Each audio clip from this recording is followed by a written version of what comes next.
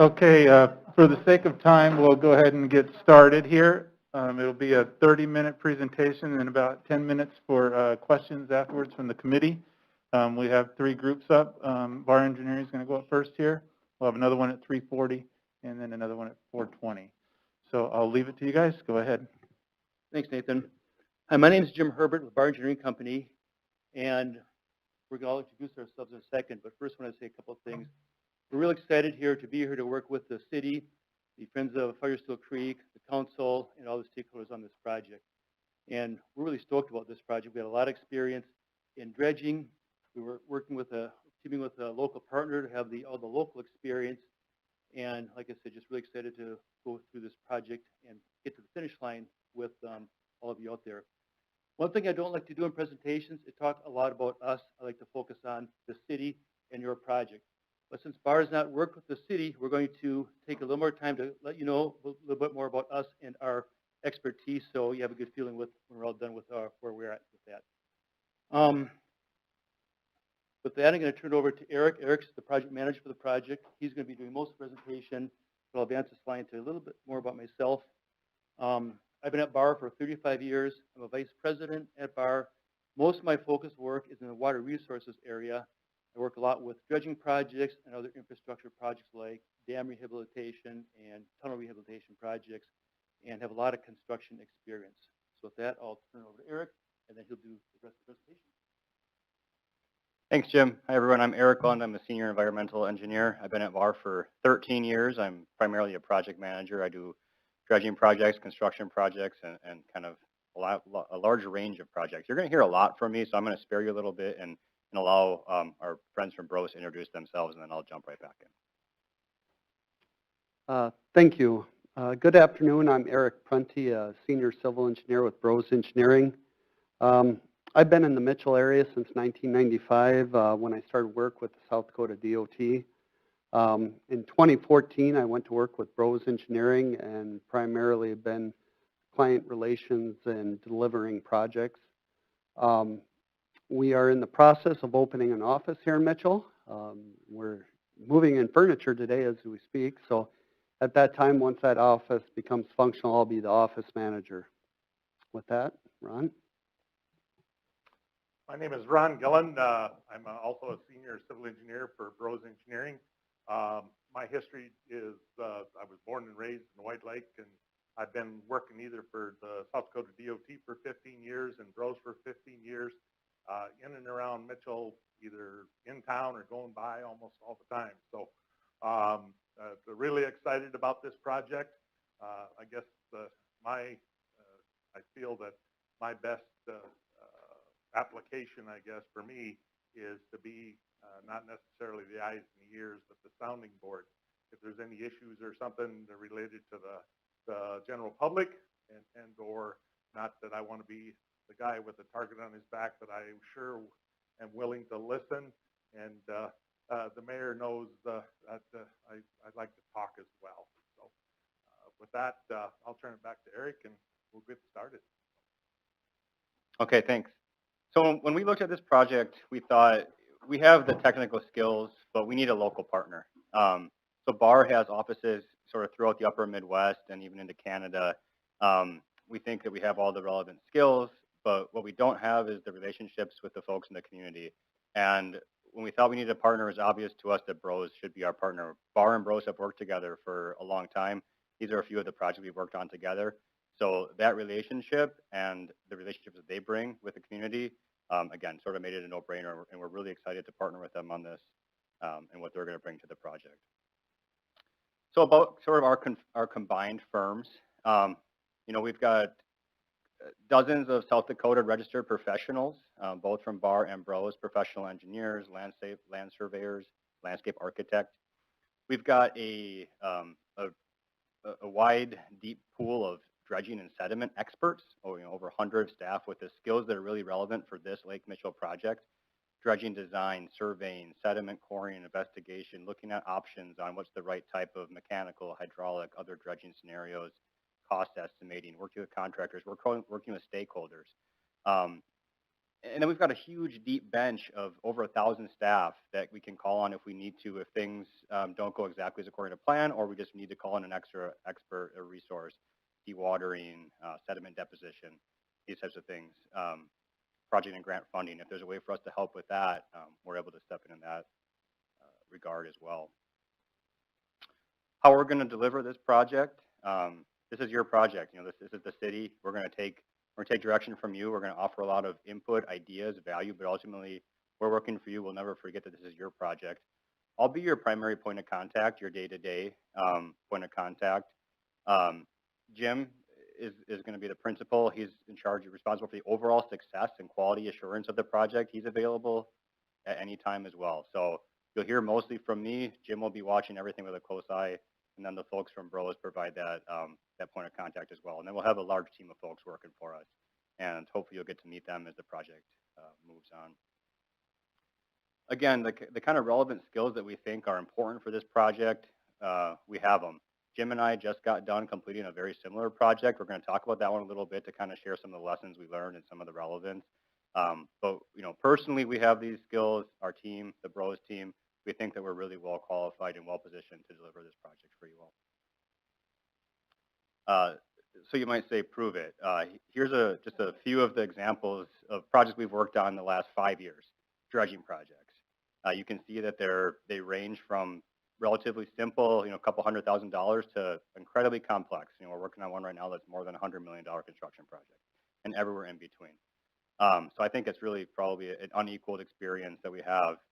And you know, looking at some of the previous cost estimates for Lake Mitchell projects, put it at somewhere plus or minus $10 million. You know, we'll talk about what that might cost.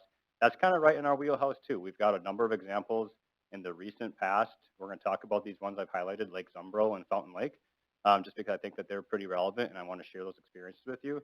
But Lake Mitchell is something that we're well positioned to tackle. So the Lake Zumbro restoration project, I'm going to talk about this one for a few minutes. This was a project in Rochester, it's the southern part of Minnesota. It's a similar to Lake Mitchell. It's a dammed up reservoir on a river. And the primary focus of the project was to increase the water depth. It filled in with sediment over the time and it was losing its recreation ability. So we ended up designing a project, a hydraulic dredging project, removed just shy of 500,000 cubic yards at a cost of $7.5 million. That was about $5 million in dredging and about $2.5 million to construct the disposal site. So that's an important factor. We're going to talk about the disposal site here a bit. We had estimated that was going to be a 10 to 15 yard project, and the average was $11 when we completed it. So right in that range. Some of the relevance to the Lake Mitchell project, again, we decided that we needed to partner with a local firm on that one. So BAR did the design. We had a local partner that was kind of watching the oversight, dealing with the community, kind of had that sounding board relationship. There was challenging permitting requirements we were able to work through. One of the things I want to highlight is, despite the fact that we've got really strong relationships with the hydraulic dredging contractors, which is a relatively small pool, we had been letting folks know this project was coming, working with them on things like constructability and cost estimating. We still only had 2 bids on the project. And that, in my opinion, that wasn't because of design, it was because of availability. This is a very busy industry that likes to book their business out a year, 2 years, 3 years in advance. Dredges are big, they're expensive, they want to keep them always on the water. And so we had a few contractors say, can you give us any flexibility in the project delivery? Can you make it so we can complete it over the next couple of years? And our client said no. And so for that reason, we got 2 bids. Fortunately, we still had a good bid price, but it's something for us to consider on Lake Mitchell too, is what can we do to maintain that competitive bidding environment to the degree we can.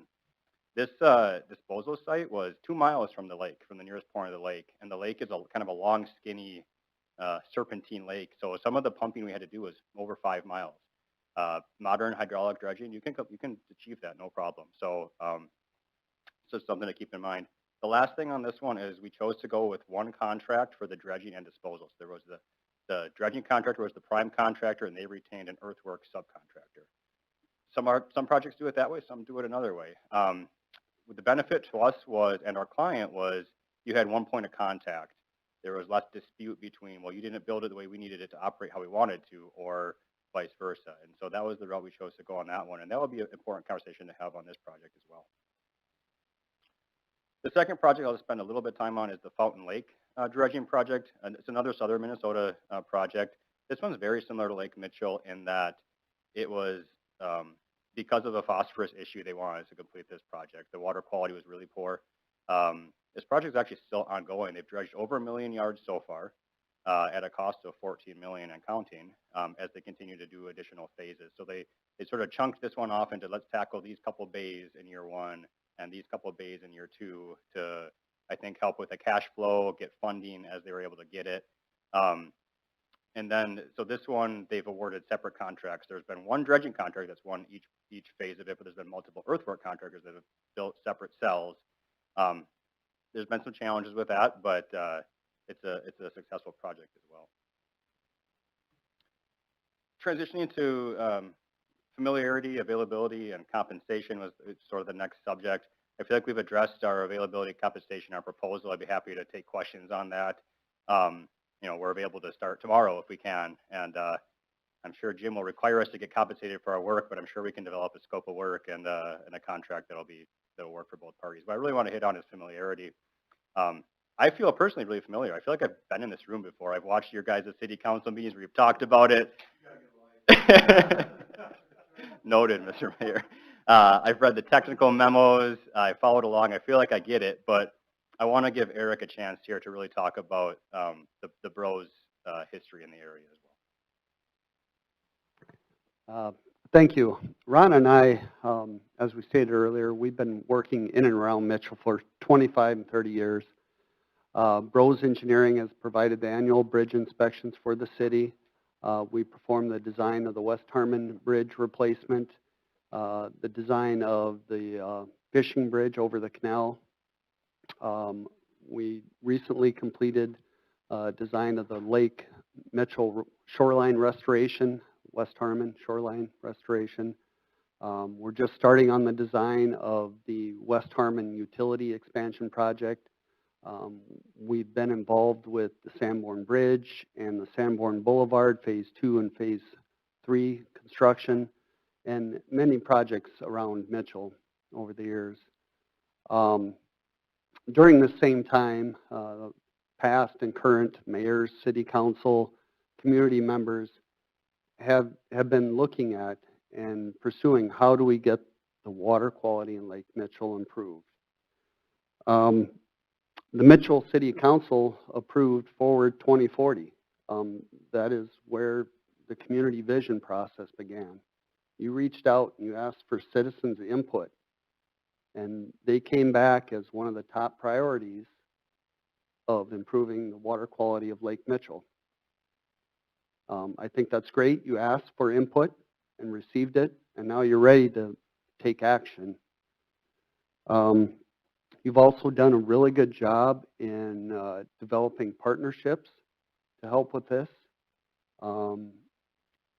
Ducks Unlimited, the James River Water Development District, South Coast State University, U.S. Geological Survey, other natural resource agencies. I mean, all those need to be partners and work with on a project like this.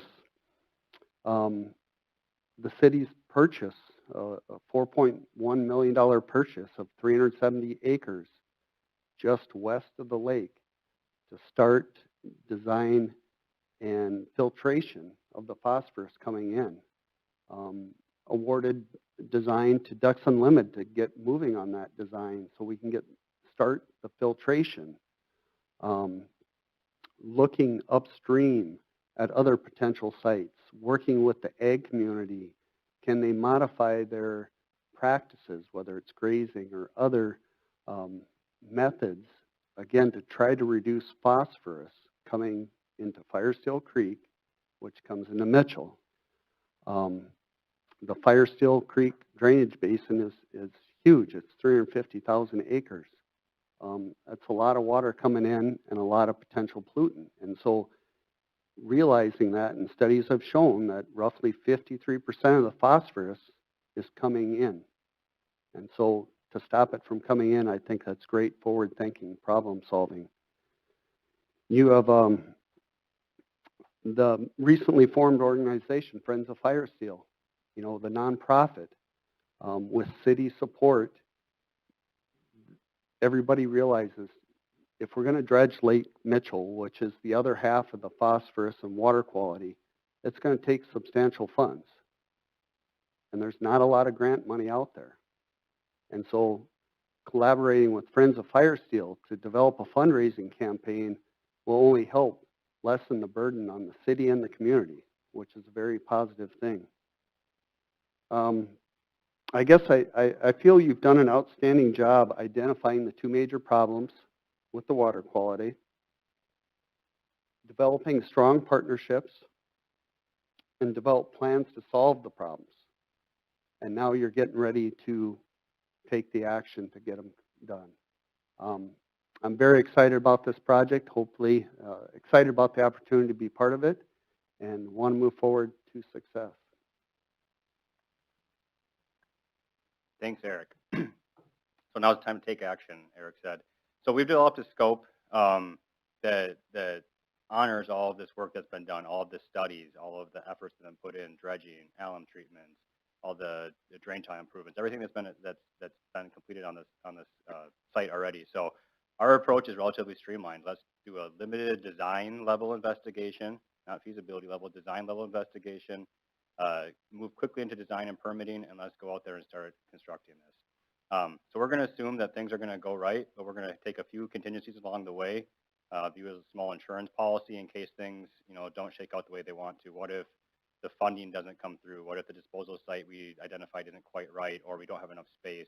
What are some things we can do to keep other options on the table so that if we need to pivot to another direction, we're able to kind of nimbly do that without going back and starting over? So I'm going to kind of go through these 4 steps we identified. I'm going to talk more about the value, more of the why, as opposed to the details of what we're going to do. But if there's questions on that, I'm happy to take them at the end as well. So the first step, again, that limited investigation, we're going to go out and collect some sediment cores to get a little bit better data on the quality, the physical characteristics of the sediment, how quickly it might dewater. And then we're going to take bathymetry at the same time. Bathymetry on a project like this is incredibly important. If you think about the scale, there's 2 million cubic yards. What if your bathymetry is off by 5%? That's 100,000 yards. And at $10 a yard, you look at $1 million. So I think getting that narrowed down is very important. Same with the sediment coring. Why are we going to do that? Is to reduce the uncertainty a bidder might perceive in this and therefore build that into their bid. So if we can give them as accurate of information as possible, that's going to allow them to feel confident in putting together an aggressive bid. And then we're going to look at the disposal site evaluation. And I'm going to talk about that a little bit, so I'll move on here to step 2. So after our limited design level investigation, we'll move into our preliminary design, call it like a 30% design phase. I think the 2 kind of primary outcomes of that are going to be revised cost estimates and a decision on what is the most efficient method of dredging. I know that's kind of a big topic out there. Is it a hydraulic job? Is it a mechanical job? And I'm going to talk about that here for a little bit. And then after that, we will get our final design and permitting started. We'll get the permit application submitted as quick as we can, say when the project reaches about a 60% design phase. Some of those permits have pretty long lead times if you're looking at federal permits specifically. So get those in as soon as we can, get the final design done, and be ready to go. So that question on mechanical versus hydraulic, I assume you kind of have a general understanding, but mechanical generally is using more traditional equipment, excavators underwater, or if you're able to dewater a lake, you can use dozers, scrapers, excavators, whereas hydraulic dredging, you're applying a vacuum, you're disturbing the sediment, sucking it up through a pipeline, and then discharging it out to a pond or disposal facility. So a few of the key differences, the mechanical is going to take much less space for disposal. In the next couple of slides, we're going to talk about why, whereas hydraulic can be up to double the actual volume of dredge material you might need to have a really efficiently designed hydraulic dredging disposal site. Cost effectiveness. When are these projects typically bid out one way versus another? Mechanical is usually more effective on a small job, and hydraulic is usually more effective on a large job, small being a couple 100,000 yards or less. Why? Because there's a really high cost of mobilization for hydraulic dredging. It takes a lot of money to get that big equipment out there, fuse together those pipelines, bring in all your pumps and your boosters and your generators and kind of all the stuff that's really expensive. But then once you get going, it's typically a much lower unit rate on a per yard basis.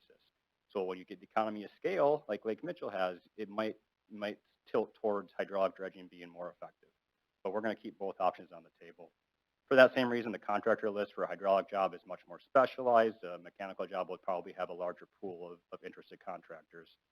The last one, lake disruption. Mechanical, if you're going to dewater the lake or a chunk of the lake, that's going to interrupt obviously use of the lake, fish populations, things like that. Whereas the hydraulic job can largely be done while the lake is normally functioning. So that space component, just to give a little context of why you need so much space for a hydraulic job. The picture in the upper right is that Lake Zumbro project again. So this was designed for about 500,000 cubic yards. We had an 80-acre site for that.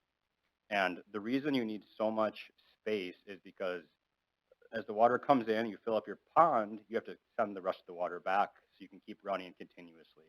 Hydraulic dredgers like to operate 24 hours a day if they can, right? So you need to have this constant inflow, outflow, but you can't just send back muddy water. That's counterproductive to getting the mud out of the lake, but also it's going to violate permit requirements. So you need water column depth, you need space to have enough storage so that the sediment can filter out and you can create a clear water at the top to be able to sort of decant and send back to your water body. For Lake Zumbro, for example, this is just a turbidity scale, a measure of water clarity. We had to get it down to somewhere between these two, so 50 NTU and a turbidity unit. So to go from, and I'll show you just a quick little video of what it looks like coming out the back end of a dredge, to go from liquid mud to clear water, it takes a fair amount of space. So that's the sort of one of the major factors in making that determination. So how much space are we talking? Well, so the estimates for Lake Mitchell are that, as the mud sits in the bottom of the lake, there's more or less 2 million cubic yards in situ. I've seen studies that say it might consolidate down to 1 million yards after it's taken out of the lake and allowed to lose its water and kind of compact down. So the size of the average height you might need on a 40-acre site, for example, at 2 million yards is 30 feet. And this is just trying to show kind of how those sizes and heights change by volume and by size of your site. I show 3 million yards on here because if you recall, I said the space you need for a hydraulic scenario is going to be more. The dredgers would love to see it be double what they're going to dredge. They can just pump as fast as they can. Maybe it's 1.5 times. Again, the goal is to keep them dredging as quickly as they can, not have to add flocculants and chemicals and things that just add cost. So you do that by adding space. So what are the options? I know that the city has identified a roughly 40-acre site near the lake with the goal of creating a sledding hill or other recreational features at the end. I think that's a great idea. I'm skeptical it would work for a hydraulic scenario.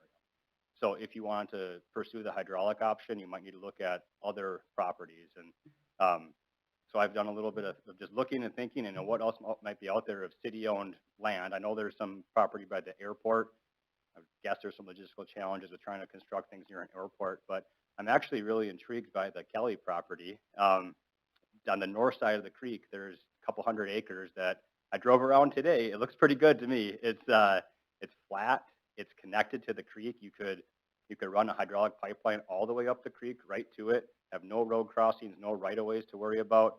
Pump into the site, send your water right back into the creek. You only need one route of pipeline versus two because you can just put it back in the creek. So I think that's a really intriguing option. I don't want to be presumptuous to say that I know everything about if that's an option or not, but it's one to keep in mind, and I think we'll need to look at options as the design progresses.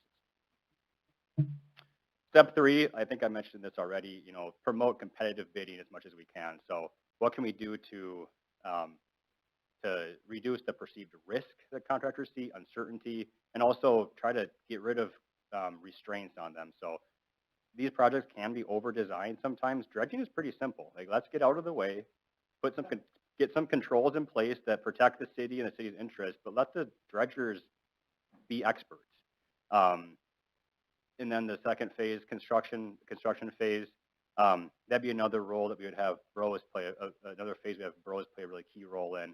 And that can be really the level of service the city needs. If it's full-time construction oversight, construction management, we can do that. If it's just sort of looking at contracts, periodic check-ins, sort of we'll tailor that to the needs of the city as we go.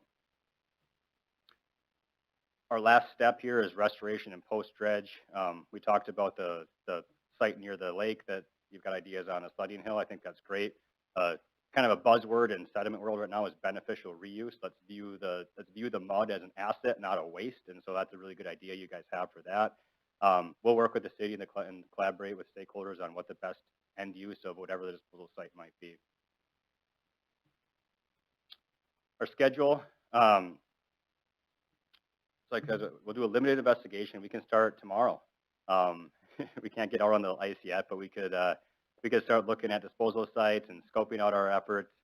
We try to get that done over the first part of the year here, quickly move into design and permitting kind of throughout the rest of the year. And then I've got sort of this range of implementation. That goes back to my comment about maybe if you give a duration that has some flexibility in it, you might get more folks interested in it. And so we can talk about that as we get into the project. And then the post-dredging phase would follow it. So, we started today. I was driving around looking at the site today. We're ready to go. That would be kind of what we would have for a schedule. And my last slide here before I open it up for questions is, this is an important project. We know that. We've talked about the decades of work that have gone into it. It's going to be visible. It's going to be costly, to be realistic. And so you're going to have folks that are supportive. You're going to have folks that are skeptical. And so I think engaging with stakeholders is going to be incredibly important. We're excited to have Rose help us with that. You guys, are already experts in that, but we'll help you, however you need to kind of come up with that plan, from using your website, presenting at venues like this, to larger public meetings. This was a public meeting BAR did for the Mouse River Flood Control Project in North Dakota. So it was a large high visibility project. So we'll kind of follow your lead, but help you with whatever you guys think is appropriate for the stakeholder engagement.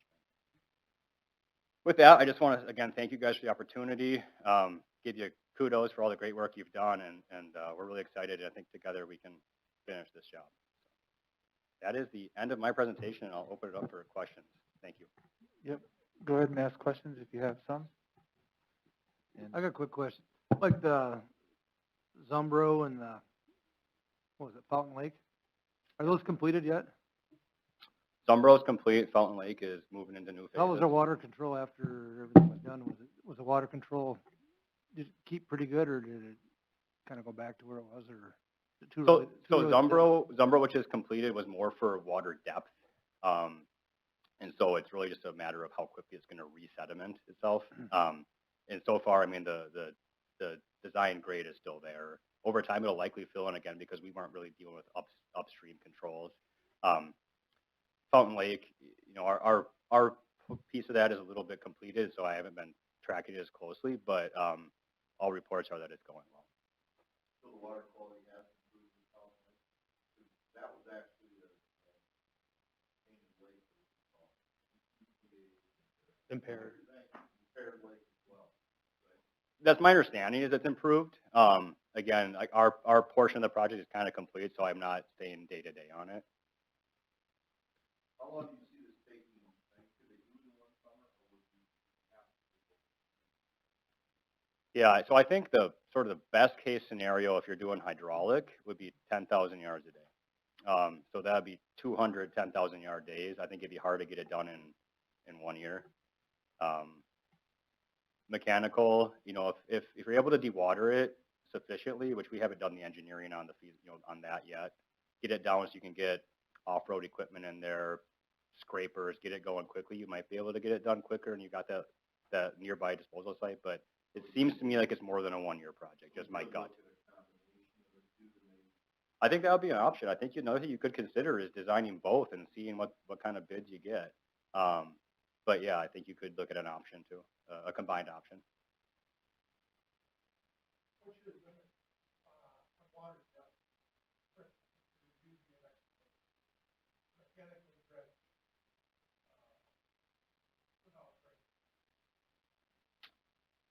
I mean, you can dredge it at full Lake Mitchell depth. I think you mean if you're on a bar. Yeah, they've got. I mean, they dredge oceans. You can dredge deep. So you wouldn't have to necessarily lower Lake Mitchell to do it, but that's going to be slow going, and not, I would say, inefficient. Could you lower it 10 feet? That would expose some of the shoreline, leave maybe the channel in some of that area. You have to float out there and get. I think that'd be an option to consider too.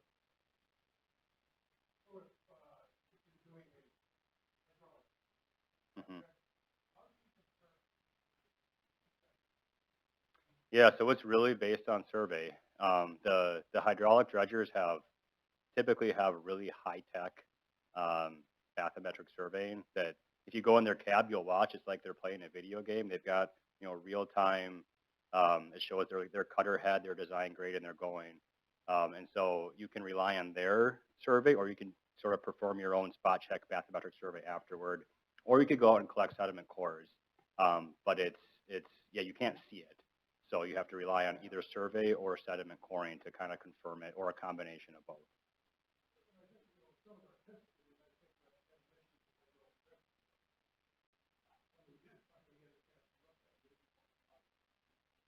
Yeah, and one of the issues with hydraulic dredging, sorry if I cut off the back part of your question there. One of the issues with hydraulic dredging is that it will sort of redistribute some of the sediment back onto the surface. You're not going to get 100%. You'll kind of stir it up, and then some will fall back down. So you can come back in with a smaller scale alum treatment or sand cap or something like that at the end. You'll see that sometimes. But they can get pretty precise. They'll use hydraulic dredges even on contaminated jobs where you're paying $100 a yard, and if you go even a couple inches over, that's a high dollar amount. So if you get the right contractor, they can be pretty precise. Eric, I have a question. So we haven't determined what's below the dredge material yet, so we don't know if that's high phosphorus soil underneath.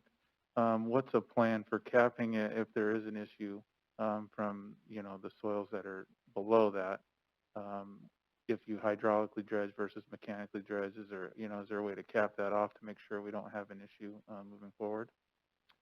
So you're saying if you remove kind of the soft accumulated sediment, and you've got more of the hard. Yeah, the soils underneath the native soils, we haven't determined whether or not that's high in phosphorus yet. At least I don't think so, Kyle, have we? Yeah. What if we find that's high in phosphorus as well? Is there a way to cap that from hydraulic? Or is there a way to cap that mechanically? Yeah, I mean, you can place caps hydraulically. You can drop them down through the water column. If you're starting to do that, it's going to become pretty expensive, and I think you start to question if you should have done dredging and capping at the same time, or if there's maybe you can just look at other options. We haven't dug into the data yet. We could collect additional data as part of that limited investigation and try to get some cores down through the soft sediment into the native, or the whatever you want to call the underlying. Yeah, and we could try to start to answer that question, but I don't know yet until we really dig into it. So I had a question about, it was sort of Joe's question, but how do you measure a successful project? What is a successful project? And then how do you communicate that? Yeah, well, I think it starts with defining a goal, right? And so if the goal is to remove all of the sediment, then you're going to measure it based on your pre and post bathymetric survey. I mean, ultimately, the success of this project is going to be, did the water quality get better, right? I think so. You can take some steps to measure the effectiveness of your design, but you need to make sure your design is going to be effective at getting at the problem. And so the survey will measure the effectiveness of that design, but you need to be confident in your design to make sure that it's going to be successful, and that'll be judged by algae, ultimately. Right. And so that's a follow-up question, I guess, is how do you communicate that? Because you could very well have a successful dredge project, and the next year it's green, and everybody is yelling and screaming it was a waste of money. When in fact it isn't. We're paying for removal of material. So how do you communicate that, or teach, or educate? In addition to that, maybe our data is actually showing it's improved, but it might have some green look to it yet. So yeah, it's a really good question. I mean, I think so that whole stakeholder engagement plan, I think we'll have to work together on what is going to be communicated as far as the goal, because the public might have a goal in mind that might not be exactly the intent of the project, or might have a different expectation on how long it takes to get to that outcome. And so I think we need to decide as a group, is this the right plan, the right design? Are we confident that it's going to work? And then set some expectations. Here's what you're going to see. You might see disruption for a little while. But yeah, I think messaging is a pretty important part of a project like this. One follow-up kind on that, I have the note written down, and actually it came from part of the Forward 2040 discussion. We have water quality and fisheries improvement as part of the desired outcome, not just water quality. Yeah, I guess we haven't thought about fisheries yet. You know, I think it's linked with water quality, obviously. I would hope one comes with the other. Yeah, yeah. I mean, to improve a fishery. Yeah, you know, fortunately, we have fisheries experts. I'm not one of them. You know, part of that deep bench that I was talking about, we could call in and get their take on it. I haven't given that any consideration yet. I apologize. You had mentioned the Fountain Lake, that it's gotten phases. Yeah. And obviously cost is going to drive, you know, how much we can afford the whole thing or partial. Does your firm help us through those phases, or at least give options? If we can pay for it all, obviously that's the best approach, but if not, Yeah. can you give us direction on what phase we should start out with and what would be basically the last part of it?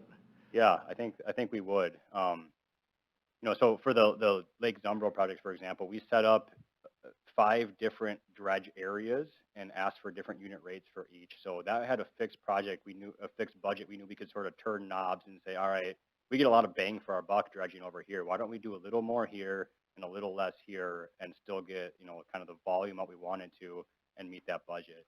I think the question you're getting at has another component, though. It's you want to do it in an intelligent, you know, effective manner, right? So don't dredge something that's downstream and then going to get redeposited with that bad sediment. You probably want to start, you know, maybe more near the mouth, and maybe work your way downstream. We would have to think about, you know, those constraints, but yeah, we would certainly help phase it in an intelligent manner if it needed that. And then I got a quick question for Bros.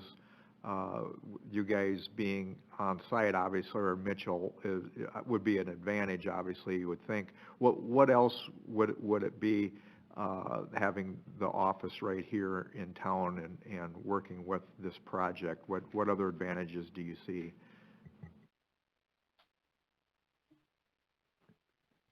Very good question. I guess having that local touch, being able to listen and make sure we're hearing what the community has to say, what you have to say. On the design side of things, the data collection, I think a lot of that we will be obtaining for the design side of things. We'll also be investigating, providing insight, help assist it with the disposal site locations and how they're going to work and function, how we think they could work and function. Did I answer your question, or was there? Eric, you have a surveying capability out of Yes, your office. yes. And then does the bathymetric come from BAR? Or They have that as well. you have that as well? Yeah. Okay, so it would come from I Bros. heard at one point something about maybe partnering with USGS or something like Okay. that, so we keep that as an option, but yeah, Okay. Bros has that service. And then you have monitors, obviously, on-site inspectors. Yep. I think to add to that, on the design side, they're a phone call away. If we're going through design and say, well, what does that site look like there? It's a phone call away, and an hour later they're on the site looking, rather than us trying to look at air photos or something like that. It's just like real-time data collection. Okay, we're just about out of time. Any last-minute questions? Is there anything you want to say before you go here, then? We just want to say thank you Yeah. again. We're really excited and appreciate the opportunity. Hope to join your team. Thank you for your time. Yep.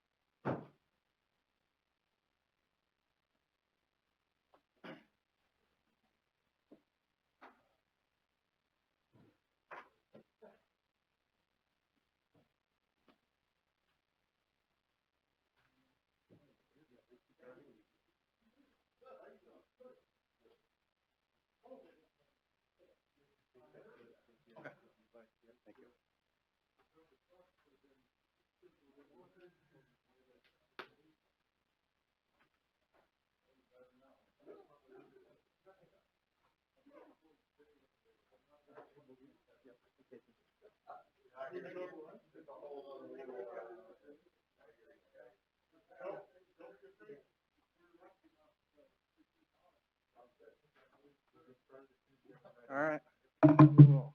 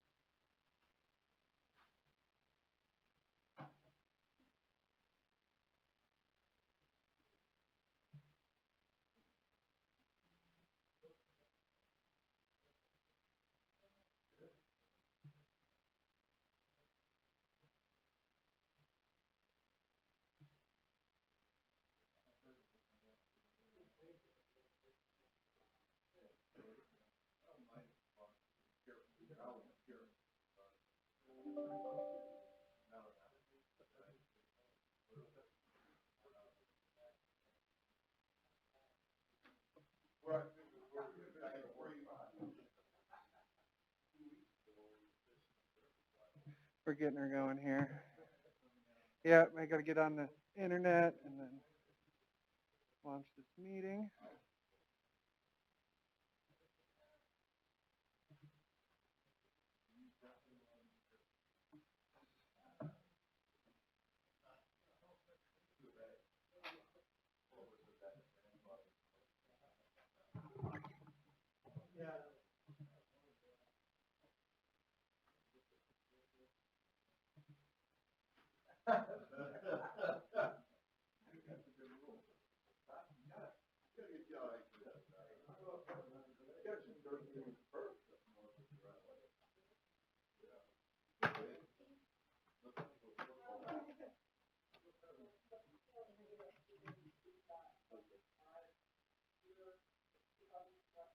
On earphones that may help.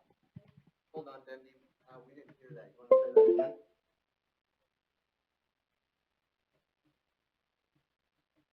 Can you hear me? We Yep. can. Will you say that again? We didn't catch all that. The speaker turned right on as you were talking. No problem. I just said if you happen to hear feedback from my computer and speaker back into the microphone, let me know and maybe I can put on earbuds. Okay. No issues as of yet. Okay, great. I think we are, yeah. Again, this is Shive Hattery. They've been working on our jetty project, and we've been working here with Luke, and I'll go ahead and let them introduce themselves. And again, we'll give you about a half hour, and I'll kind of give you a 10-minute, let you know that we got about 10 minutes left for questions. So thank you. Let's cross the finish line together and make Lake Mitchell the place to be. For years, you guys have diligently studied every aspect of Lake Mitchell: the watershed, water quality, recreational opportunities, and amenities around the lake. Momentum is building, and this community is anxious to see action. We're confident that our team of Shive Hattery and Limnotech are the ones to help you cross the finish line. Looking at our agenda today, we understand that you all have had a chance to take a look at our statement of interest, and so we're going to primarily focus on your guys' project and the ways that we can help achieve success for Lake Mitchell and your community. We've identified 3 critical components to the success of your project. It starts with innovative solutions to provide results and maximize your budget. We'll show you how we engage stakeholders even through a pandemic. And finally, we'll discuss how we're going to deliver on your vision and restore Lake Mitchell as the place to be. Because of our past project successes, this team knows what it means to deliver on our clients' goals. And we've got 2 of us in person here today and 1 joining virtually to help represent our full project team. I'm Luke Monett, and I've always been a problem solver. My role on your project is project manager and lead engineer. I'll be your day-to-day contact for this project. And my name is Dan Jensen. I'm another civil engineer with Shive Hattery. I'll be working on the day-to-day as part of this project from the beginning, looking at dredge methods, storage, containment site alternatives, and ultimately moving forward into a dredging project design. And I'm excited to build a relationship and continue to work with you guys. Hello, my name is Dindy Lawson. I'm a limnologist and biogeochemist with Limnotech, based in the Twin Cities of Minnesota. My expertise and background is in nutrient cycling, particularly phosphorus in lakes. I've been researching lakes for the last 15 years, and over 8 of those have been with Limnotech. I currently lead our Lake and Reservoir Restoration and Management Service area, and I serve on the board of directors for the North American Lake Management Society. And I speak for Luke and Dan when I say we really appreciate the opportunity to talk with you today. Thanks, Dendy. Our partnership of Shive Hattery and Limnotech offers comprehensive services needed for your project. We've successfully worked together in the past. Limnotech is a niche water resources and environmental firm that complements our Shive Hattery services. This means a great design and execution of your project that's backed on sound science. So we're going to get in and take a deeper dive on these 3 components. The first we're going to talk about is innovative solutions for your project. But first, we feel it's important to understand your lake and previous work completed. And so I'm going to hand it off to Dendy to discuss that a bit. Yeah, thanks, Luke. Can everyone hear me okay? Okay, great, thank you. So I just want to start off by saying that you're not alone with the challenges that you face in Lake Mitchell. We work with clients all over the country that are facing enormous challenges with cleaning up nutrient problems in the lake, algal blooms, large watersheds with mixed land use. And we're actually under contract with the Army Corps of Engineers to develop a management guide, technical memo for their operations folks that manage the reservoirs across the country, because this is such a pervasive problem with not a lot of cost-effective solutions. And in fact, dredging is one of the best long-term solutions, but it's also the most expensive. So I commend you for getting to this point and getting to the point where you're ready to take action on a long-term solution to remedy the problem. So we know that Lake Mitchell has had excessive nutrients and algal blooms, leading to degraded water quality, and this has degraded the recreational and aesthetic value of the lake, this city amenity that is a really beautiful place to be. And this is due to high watershed loads. Decades of watershed loads, nutrients have accumulated in the lake, and what doesn't flow downstream accumulates in the lake. Algae take it up in the water column, but it also stores in the sediment. And that nutrient can come out of, those nutrients can come out of the sediments under various processes. But we know from previous, just back one slide just really quickly, we know from previous work that's been done in the lake that there's roughly half of the load is coming from the watershed and half of it's coming from the sediment. So what that means is both need to be reduced to be able to improve water quality. And we understand that you've done a substantial amount of work and continuing to do a substantial amount of work to work on the watershed, and we're here today to talk to you about the internal load. I'm not going to go through these in excruciating detail. Happy to answer any specific questions, but I wanted to point this out because there's multiple mechanisms for which phosphorus comes out of the sediment and continues to recycle within a lake or reservoir, regardless of size. Physical processes such as wind can disturb sediments and release particulate phosphorus, also dissolved phosphorus. Fish can disturb the sediments through feeding behavior, nesting behavior, etc. Aquatic plants, when they die off, they can release phosphorus into the water column, which is particularly problematic with curly-leaf pondweed, which dies during the summer growing season instead of at the end. The biggest problem is actually the diffusive flux of phosphorus from the sediments. And this occurs typically when the lake water goes anoxic at the bottom. There's complex geochemical and biogeochemical reactions that happen that draw that phosphorus out of the sediment. And that's a huge part of the problem that you're facing now. Next slide, please, Luke. Also from previous work that's been done in the lake, this really helps us understand the magnitude of the problem to some degree. This table shows phosphorus data that was measured through sediment cores that were collected in the lake. And this is only 7, and this is a very large lake, so there's some inherent variability, but this gives us an idea of what we're dealing with.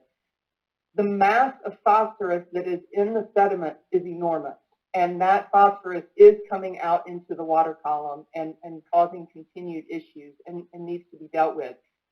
The values that are in the blue boxes here, what that tells me, the loosely bound, the iron bound, the organic fractions, those are in forms that are readily mobilized from the sediment, meaning bacteria processes, physical interactions like pH-driven or oxygen-driven, influence reactions that can cause that phosphorus to come out of the sediment. And in a fairly short amount of time, too, meaning, in lake years, so within a few years or sooner. So this needs to be dealt with, and again, that's why we're here today. So I think you're moving in the right direction to some action to remedy the issue. Over to you, Luke. Thanks, Denny.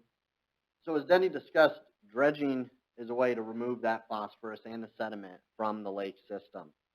It also provides opportunities for other system improvements like removal of aquatic invasive vegetation and potential renovation of fishery, shoreline and nearshore improvements, activities like that. And we're not here today to tell you whether the best approach for Lake Mitchell is hydraulic dredging or mechanical dredging, but that we're going to work with you guys to explore and understand and ultimately prepare a recommendation of what we think is best from a budget standpoint and from a results standpoint.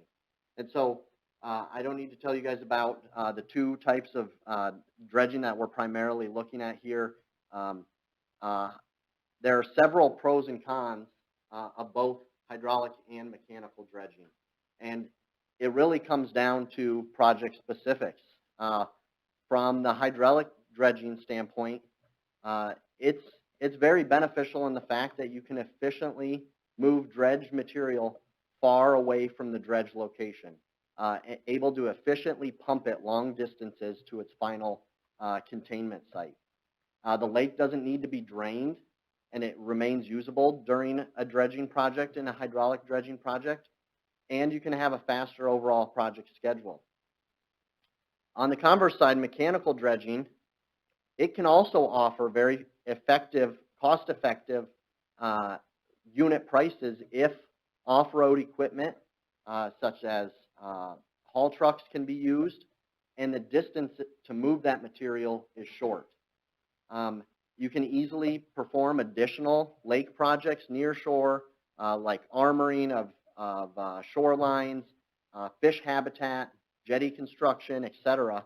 And then with a mechanical dredging project, you are draining the lake and you have the ability to shape those materials in their final location sooner and have slopes associated with it. And so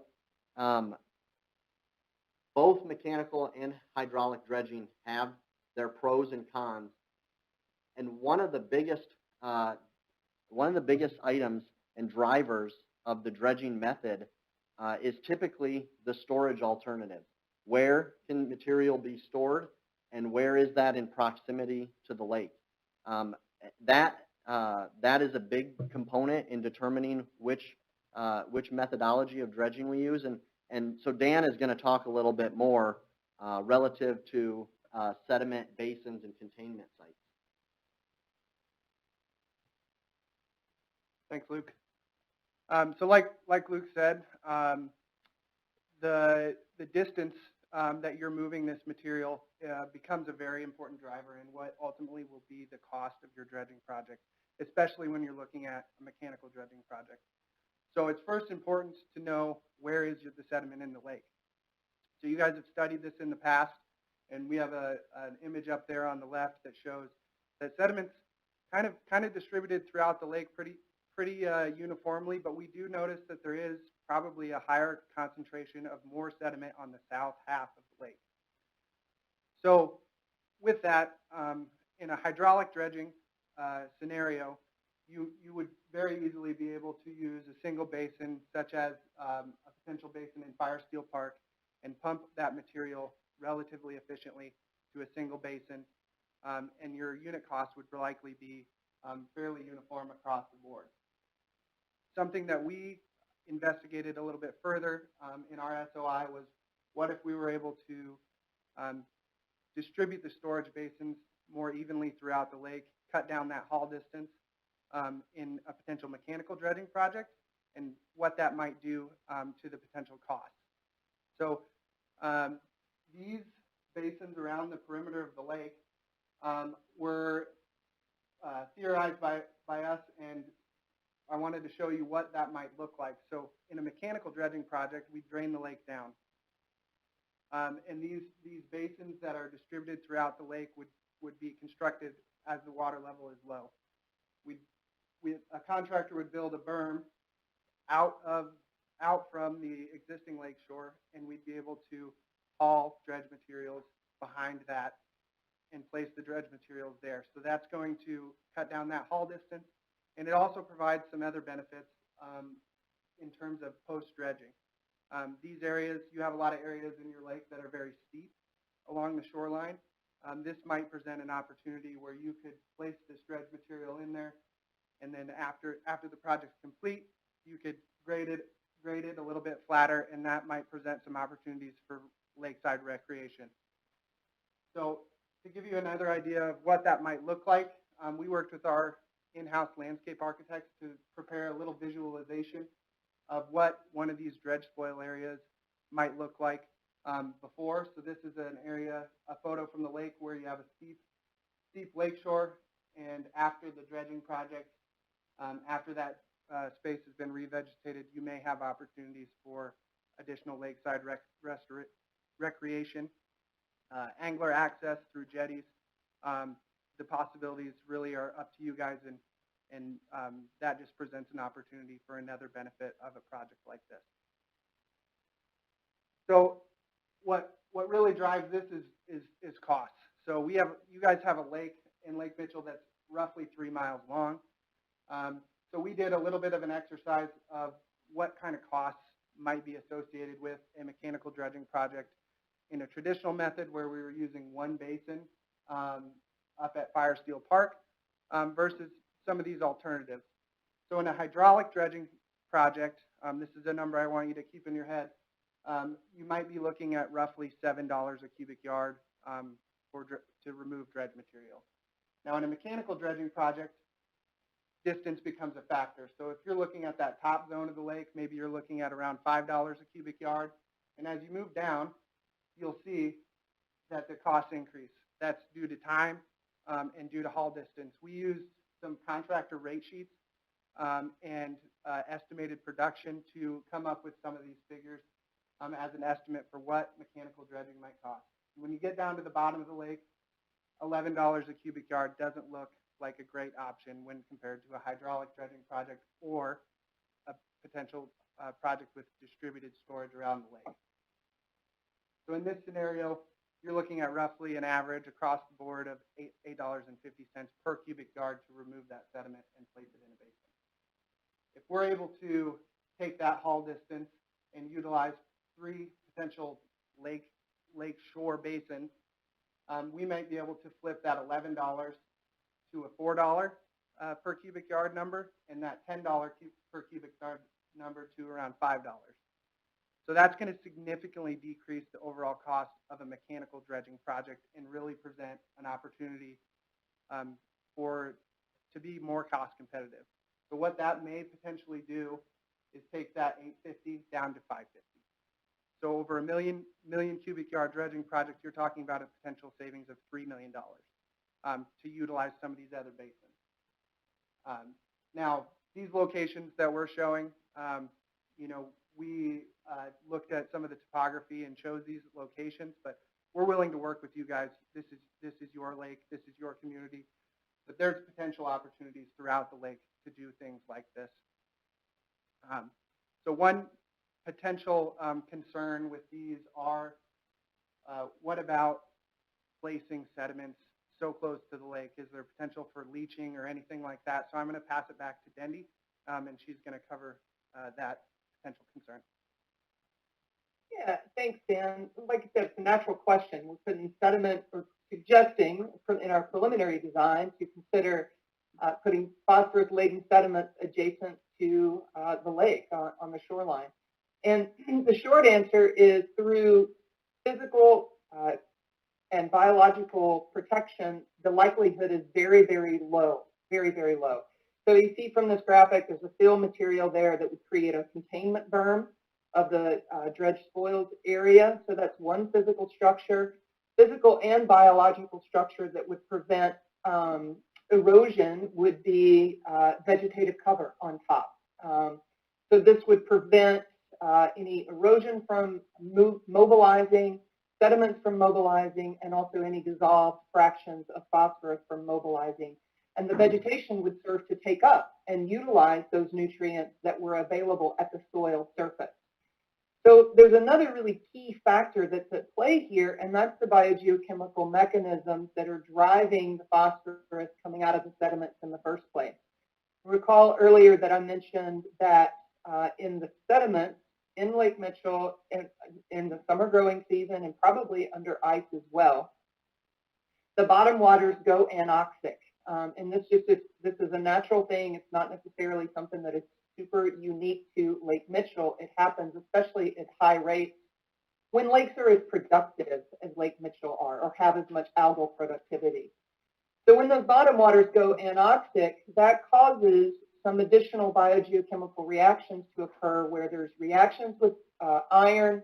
One form of iron gets reduced to another form of iron, and that form is more soluble. So it releases phosphorus, and that diffuses into the water column where it then becomes available for algae.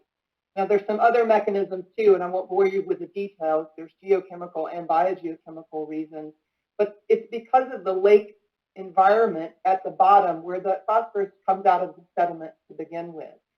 When you've got these phosphorus-laden soils on the dredged spoil containment area that could be a new park area or habitat, etc., in addition with that vegetative cover, it's exposed to air. So the mechanisms that cause that phosphorus to mobilize are very, very different and not present in this new scenario where the dredge containment would be.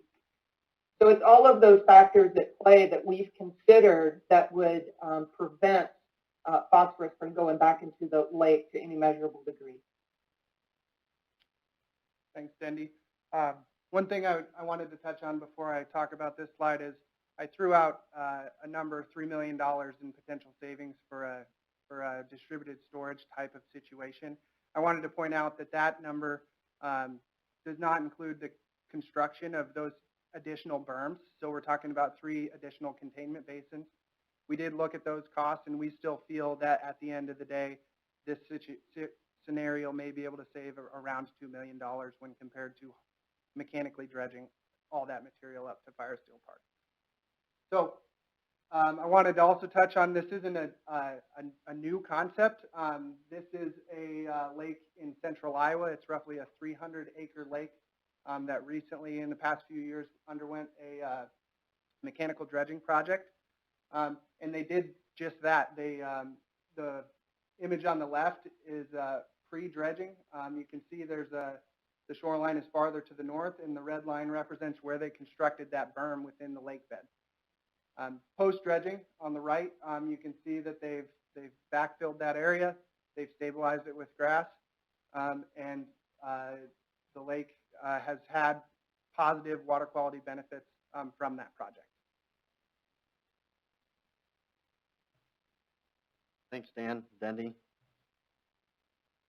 So let's shift gears here and talk about your project stakeholders in your community, building consensus through outreach and education. Our process typically, and the typical public processes, is face-to-face. This is what it used to look like. Design charrettes, public meetings to inform and gather feedback from the public. Those work, but we've had to switch things up a little bit with the recent pandemic, and we have the opportunity to do things a little bit differently when that's needed by your community. And so things that we're doing now look like more distance social gatherings, potentially electronic surveys that are sent out with information and opportunities to collect feedback through Qualtrics or other similar applications. Dendy's going to talk about another opportunity for outreach and education as well. Yeah, thanks, Luke. So we've developed these online story maps before and have found them to be really successful with engaging the public and amplifying their level of understanding of the process and why it's taking so long to clean up the lake and what all is at play and management actions to be implemented. So these are a web-based tool that can be designed very easily and cost-effectively to provide a narrative that is supplemented with graphics and maps to really help visualize the story you're trying to tell. Users can move through it at their own pace. They're easily customizable to the level of detail and amount of information that you need to convey. Formats can be easily configured to suit your needs. The image on the left that says Como Lake Overview is a screenshot of the front page, the landing page of a story map that we created for Como Lake, which is a highly eutrophic lake here in St. Paul. It's smaller than Lake Mitchell, but it has a very engaged stakeholder community, and it's in the heart of a regional park that has over 1 million visitors a year. So it's highly valued from that perspective. And the bar at the bottom just is a blown up image so that you can see when you click on each one of those tabs, you can go to a slightly different page that's embedded in the entire story map where you can share different information. And there's actually a link to this on your placemat that was provided. The real neat thing about these is they can supplement public engagement efforts. We developed this to not only share with the public what the issues are facing the lake, what the district has been doing to monitor and try to improve and implement watershed BMPs.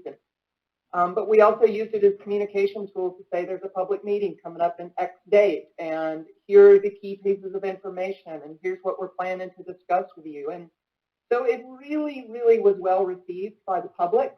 And I think it really helped to augment our public engagement efforts in a really positive way, and the client was really happy as well. Just really quickly, the image on the right is one of our clients in Washington, D.C.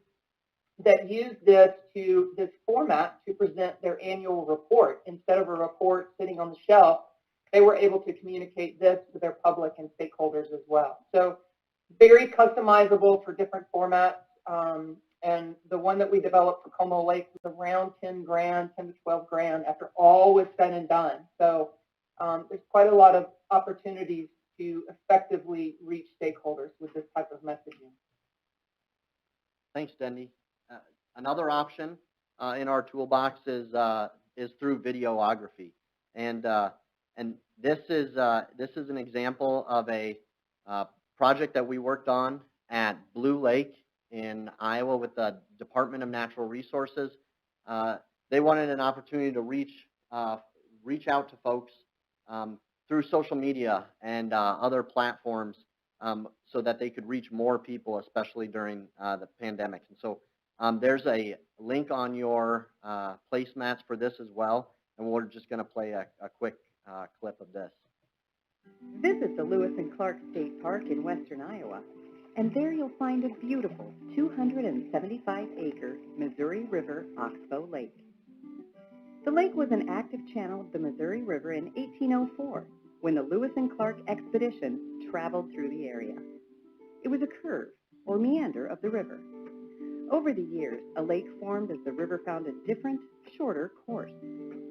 This is Blue Lake. Visit the Lewis. So that gives you an idea of some of the options available to reach out, to garner support of stakeholders, educate the public, and really make this project a community project that everybody is informed on and can gather around. So the last point we want to talk about is delivering on your vision and restoring Lake Mitchell as the place to be. You can have confidence that our team will deliver on your guys' vision for Lake Mitchell. We've demonstrated this on many similar projects that are included in our SOI. One such example is Lake Panorama. This is a 1,000-acre lake in Iowa with a watershed of 273,000 acres. So not quite as big as Lake Mitchell's, but getting very close to that. Lake Panorama experiences very similar issues as Lake Mitchell, excessive sedimentation and also internal loading and water quality issues. We've been working with Lake Panorama for decades. One of the things that we've assisted them with is several basins around the lake, both basins for storing sediment material that's dredged out of the lake. They do some in-house dredging, and as well as basins upstream on major tributaries into the lake as preventative practices, capture material before it comes into the lake. Another example of a project that's got very similar components to you is one that we worked on with Jasper County at Mariposa Lake. This was a mechanical dredging project where the focus was really on in extending the recreational potential of Mariposa Lake. Our project mechanically removed about 200,000 cubic yards, but there were a lot more improvements to the lake. Angler access, like jetties, boat launch, a new kayak launch. We worked with the Iowa Department of Natural Resources and their fisheries biologists as a partner in this project to work on fish habitat and in-lake structure, and a lot of other components that are similar to maybe some of the desires at Lake Mitchell. A project that we're actively working on with Limnotech right now that is very similar to your guys' project is at Silver Lake. Silver Lake, contrary to yours, has a relatively small watershed that a lot of improvements have been made in recent years with agricultural practices as well as other BMPs in the watershed. They're still experiencing some high algal growth in the lake and water quality issues. And so it's they've got a control on the watershed, but they're still having internal phosphorus loading issues. And so this is something that our team is working on actively with Limnotech and really has a lot of similarities and to your guys' project here. Lake Mitchell's future is bright. Tourism and placemaking, you guys have a tremendous opportunity in Lake Mitchell here. A similar 800-acre lake in central Iowa.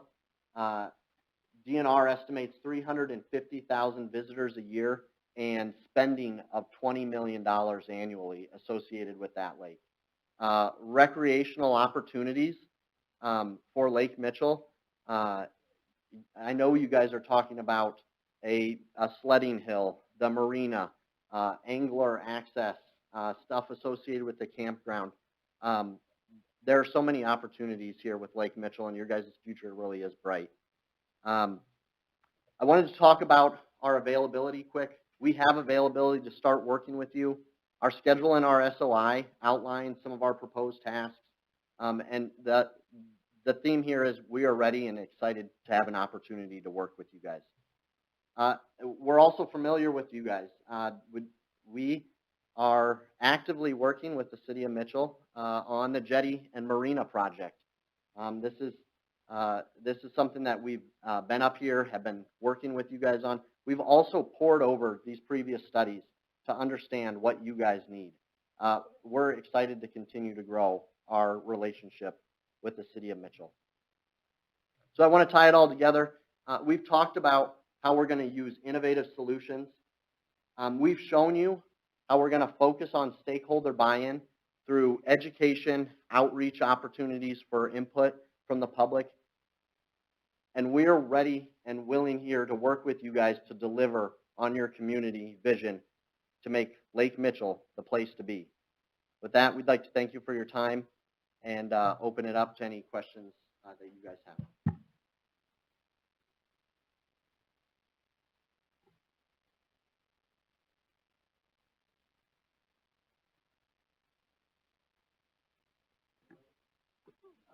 One question, Scott. Can you explain a little bit about what you do from a dredge design option to figure out whether mechanical or hydraulic would be the way to go, or would there be combinations? Or the other question is, looking at your timeline, could you get it accomplished in 150, 200 days, or would it take part of 1 year and into another?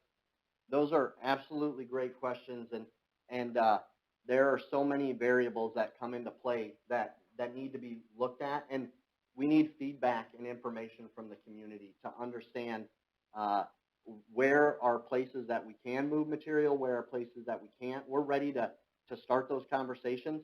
I'm optimistic that a dredging project could be done completely mechanically, that you wouldn't need to go and do both options. To answer that question, schedule is going to be important. So this is a big lake, and it's going to take time to draw it down. It's going to take a little bit of time for those sediments to consolidate.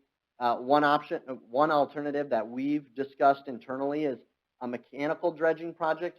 We could let out several bid packages and get maybe a couple of contractors working on this zone to this basin, while we've got another contractor working on this zone to this basin, separate contracts, able to get after it faster. You know, maybe breaking things up a little bit smaller would also be entice contractors more.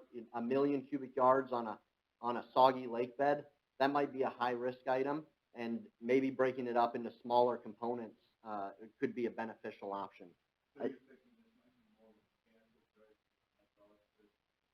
You know, I think both paths forward are definitely on the table at this point.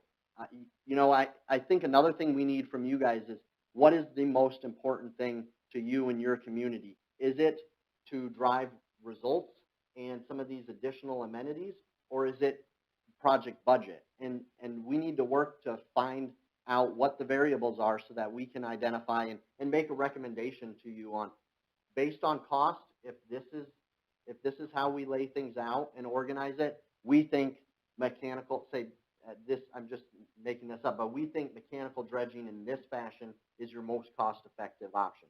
If you guys say, we really want a sledding hill, then maybe it's not the most cost-effective option, but we bring more material up to the north end.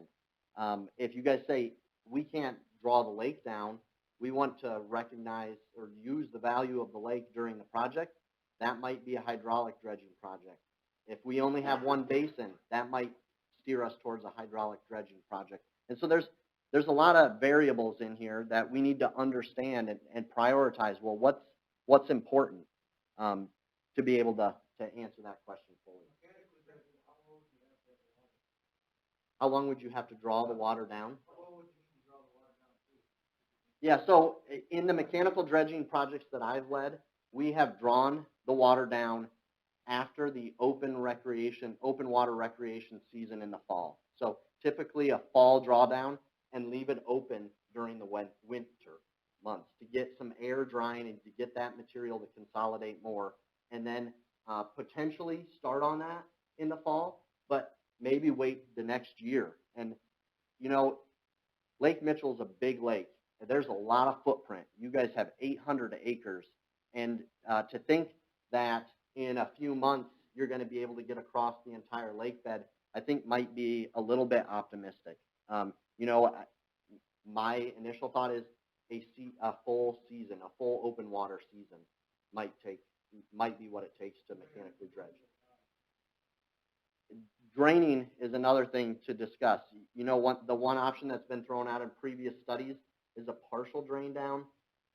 If we looked at a mechanical dredging project, I think we would look at trying to get that outlet lower down so we can get as full of a drawdown as possible to really recognize the benefits of bringing in off-road equipment and get as much of that material out with that equipment.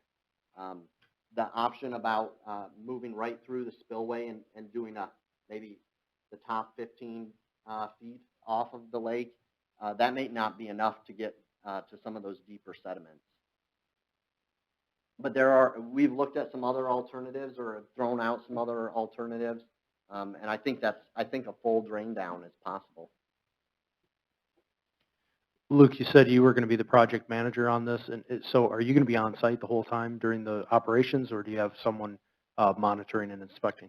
Great question. So when we get to a construction project and something is let out, oversight is something that we want to work with you guys. If Public Works has staff available, somebody that can be our eyes and ears, maybe we can work with you guys and communicate with Kyle or one of his staff members to keep an eye on things, have daily calls with us, coordinate with the contractor. We are absolutely willing and able to get up here and be on site as much as you need us to, but we're also willing to work with you guys. Or maybe it's not you guys, and maybe we're working with a local civil firm here in town during the construction project to be cost effective and to deliver you guys the results you need on a budget that is amenable to you and your city. And then the surveying part of it before pre and post, who will do that? Will that be Limnotech or you guys? So Shive Hattery has hydrographic survey capabilities. You know, on some mechanical dredging projects we've worked on in the past, we will use a drone and do a topographic survey with a drone after the lake has been drawn down, and then drone fly it again after the mechanical dredging to computate survey. And so that's something that we have capabilities on and would plan to mobilize up for these specialty hydrographic and drone surveys. However, if there's a vendor that's nearby and that you guys prefer and have a great relationship with, we're open to those discussions too.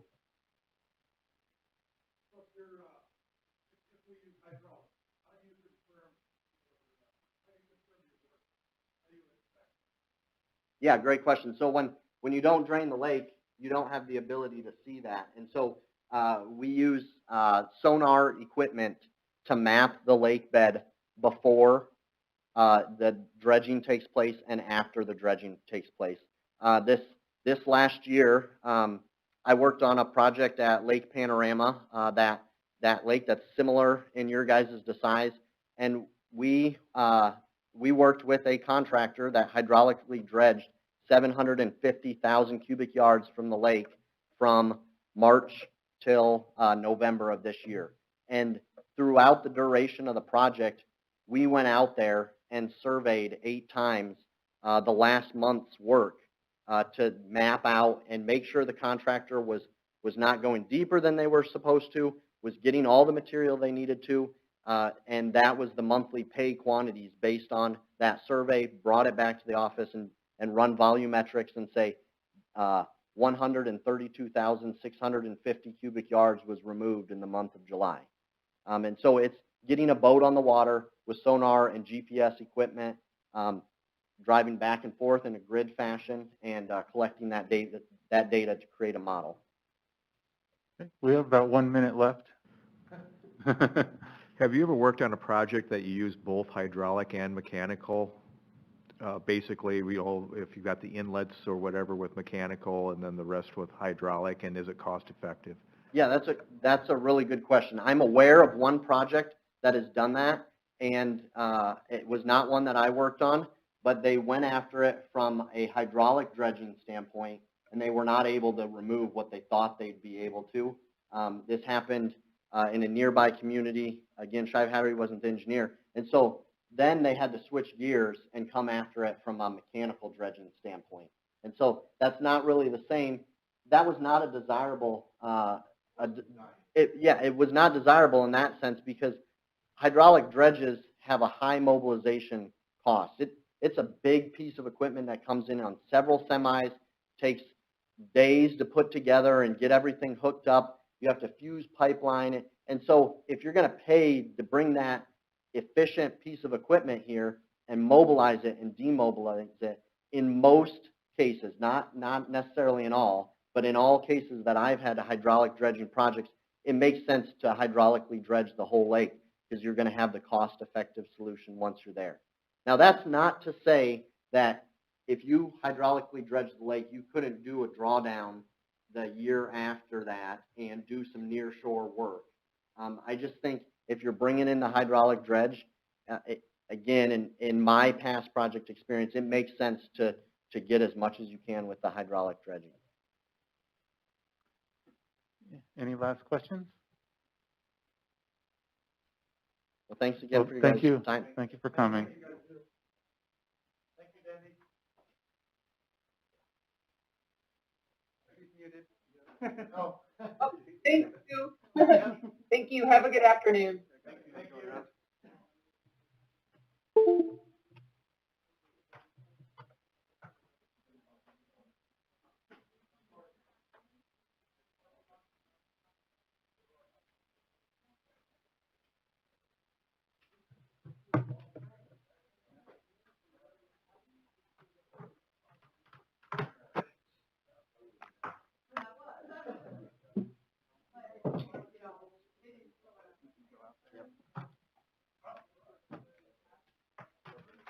You got that?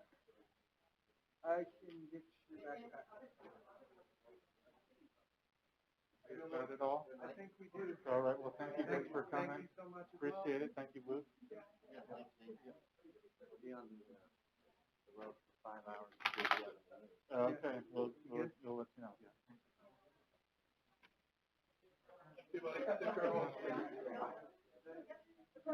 How you doing, Mike? How you doing? Good. We're all set. I'll give you guys some minutes to set up and. Okay.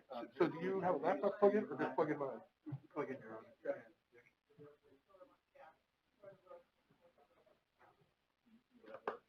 Oh, yeah.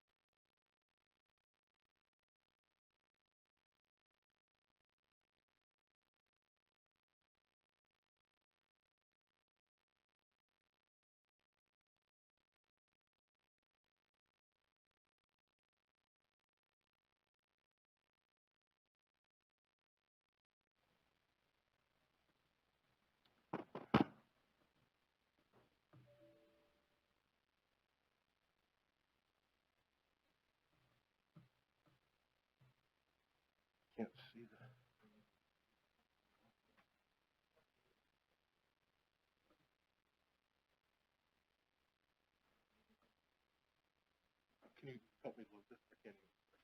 I'm like, get my glass, hit the file.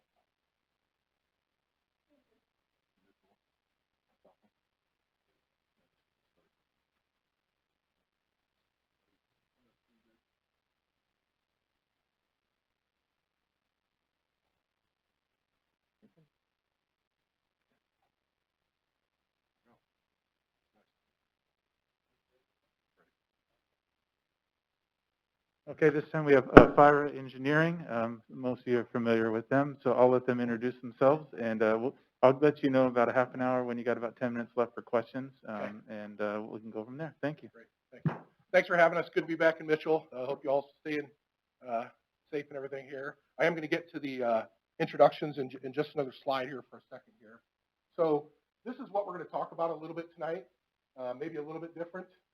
What we're going to do really is focus on our interpretation and how we're going to apply our experience to you and how that could add value to your project here. We're not going to spend a bunch of time talking about ourselves. We've given you statement qualifications. You know us from the past. And so we realize this is a huge project with a lot of details.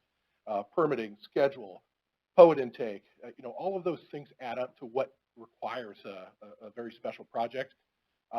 We are not going to have time to talk about all those, but we're going to try to focus on what we see as the biggest things we can bring to this team to help add value as this project progresses there.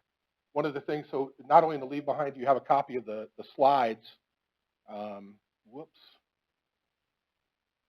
only have a copy of the slides, but there's also a list of questions of other things we're prepared to discuss during Q&A if you see that, if you see anything that makes you excited about that there.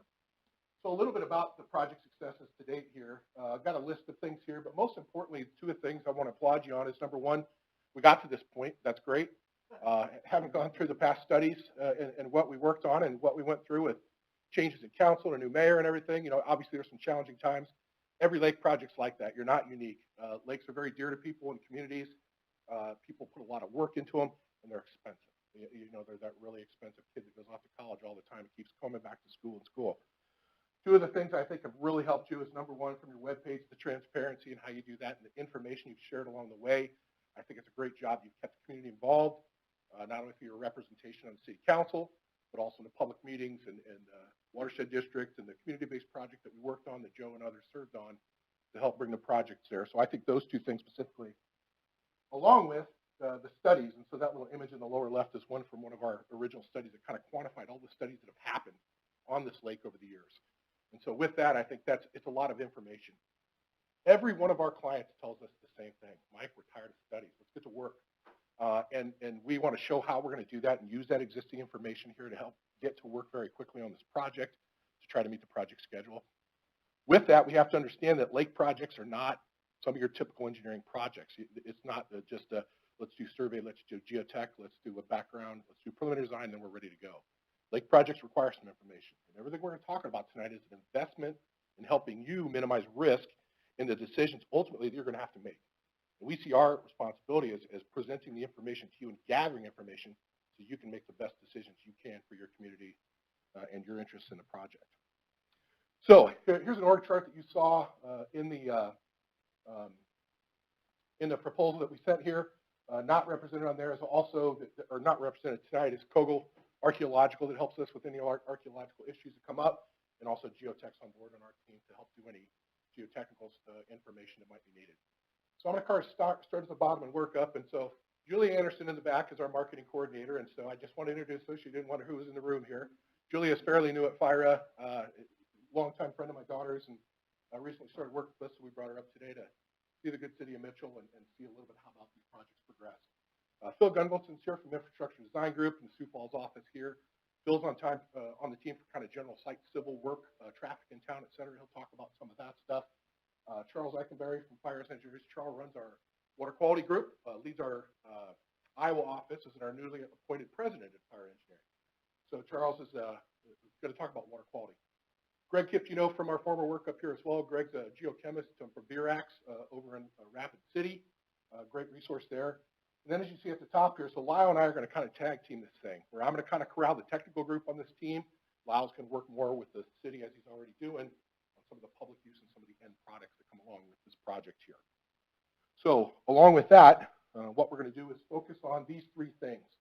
So what we really want to know and what we really want to show you is how do we take our past experience on different dredging projects across town and our past experience here in Mitchell, and what did we learn, and how are we going to add value to your project to do that?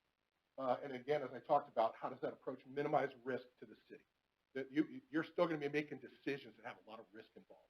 We want to get rid of that risk as much as we can, pare it down so we can make good, informed decisions.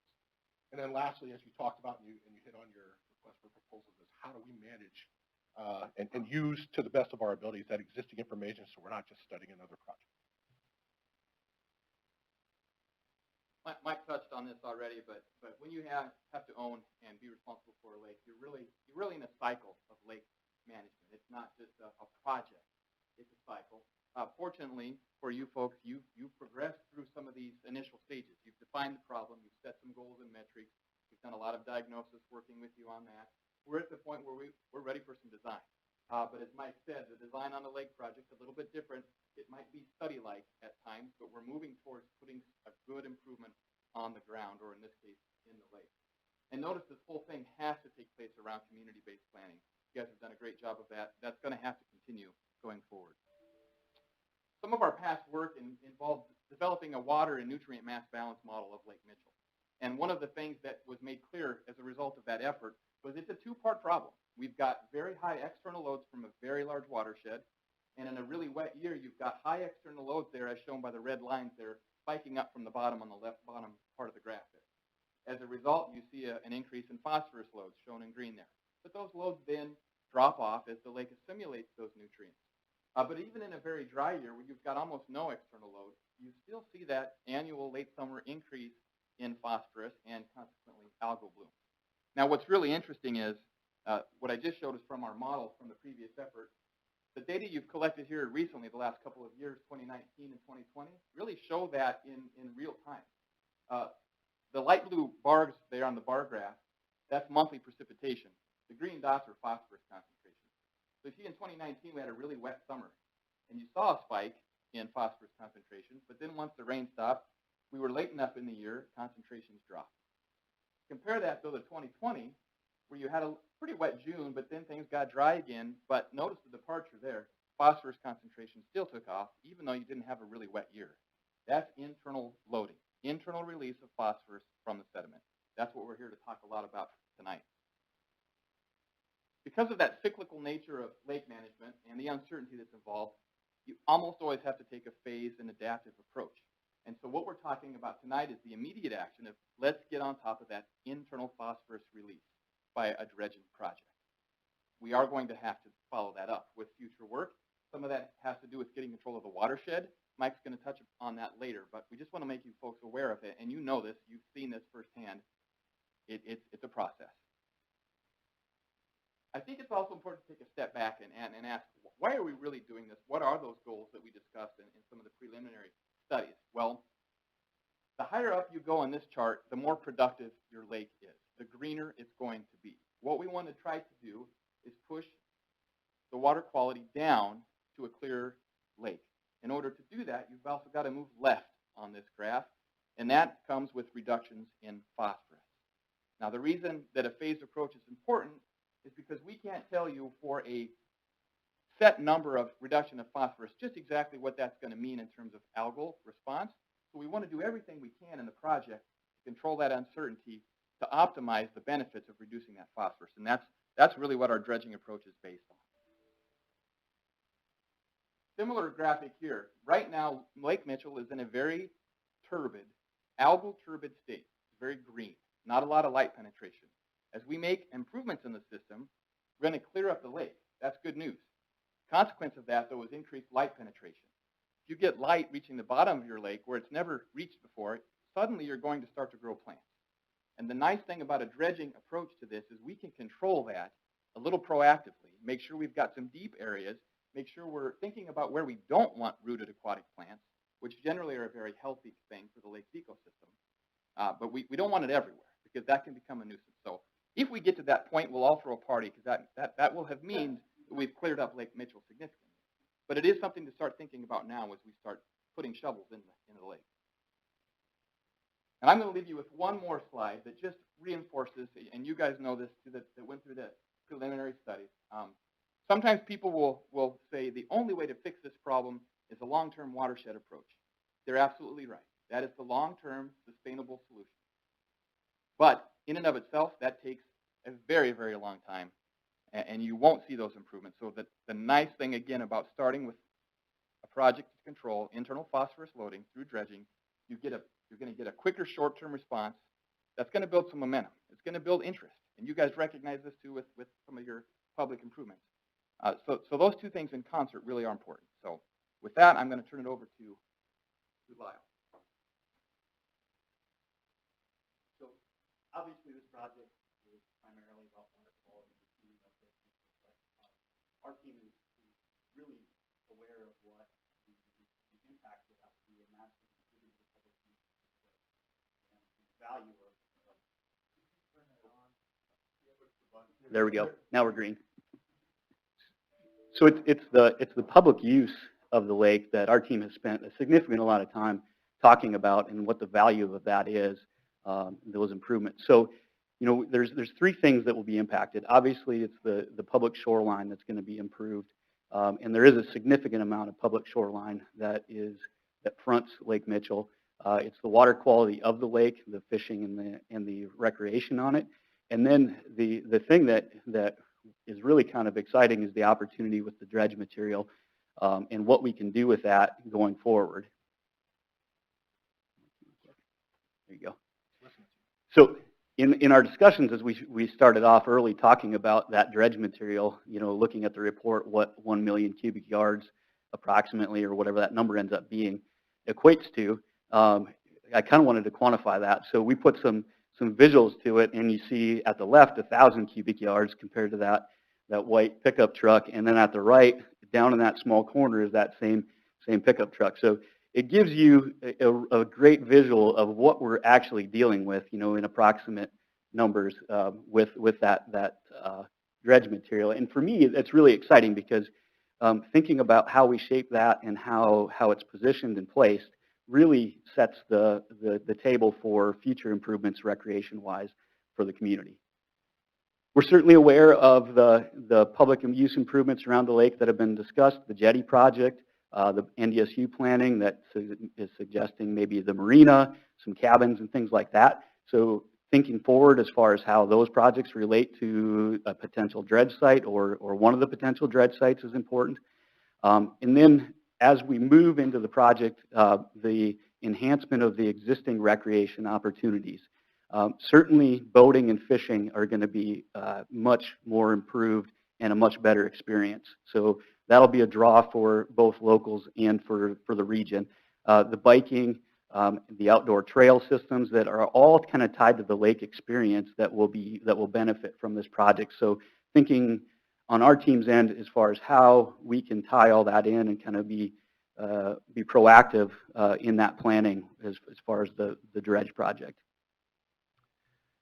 And then on the flip side of it is what opportunities are out there that we may want to take advantage of. Obviously, with that mountain of material that we're going to be dealing with, or multiple mountains of material, however it gets shaped, there's opportunities. So winter recreation, trail systems, other amenities that could become part of that site, not necessarily with this project, but it's important to think through that going forward so that where that material is placed, it is situated appropriately so that we can transition to those future projects at some level. And there isn't a lot of rework that is necessary in order to kind of implement some of those things down the road. Really thinking of that experience as a regional destination.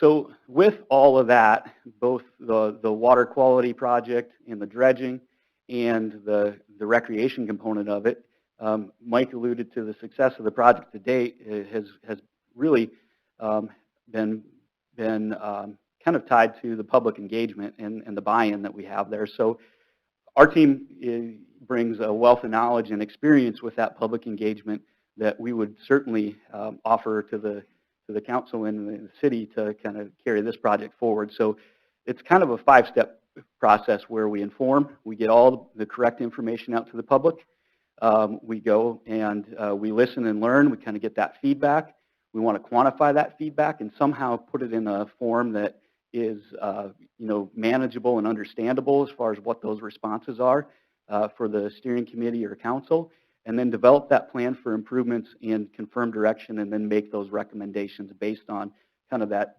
data that we pulled from the public outreach. So some of those tools that we would use, it certainly starts with kind of open and honest conversation. We have some experience with the city of Mitchell. We're kind of a familiar face. Phil and infrastructure as well are a known entity that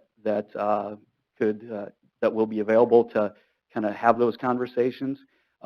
Newsletters, social media, all of those type of things are certainly things that we have experience with. The graphic down on the bottom right was a program that we've been using a lot called Social Pinpoint, but it allows kind of interactive online commentary from the public to kind of plug things in and give directed responses as far as either ideas or concerns with areas. So really looking forward to that and kind of being involved in that part of the project. So as Lyle alluded to, it is very important to have a local presence with projects such as this. Fire team's been working here on this project for multiple years. As Lyle stated, both Confluence and Infrastructure Design Group have completed multiple projects here. We have a local office here, staffed office in Mitchell that I oversee. But then Lyle and I, we both have larger offices in Sioux Falls, able to hop over at a moment's notice should any meetings pop up, any issues arise. We anticipate on a project like this an overwhelming amount of meetings with various groups and agencies. So it's pretty important to be able to respond to those. Hopefully we'll get to the point where we do that in person instead of over Teams all the time. We'll get out of this. But there again, that local presence, being able to talk with the local community, the local stakeholders, understand what they're saying, know where they're talking about, is really a valuable asset.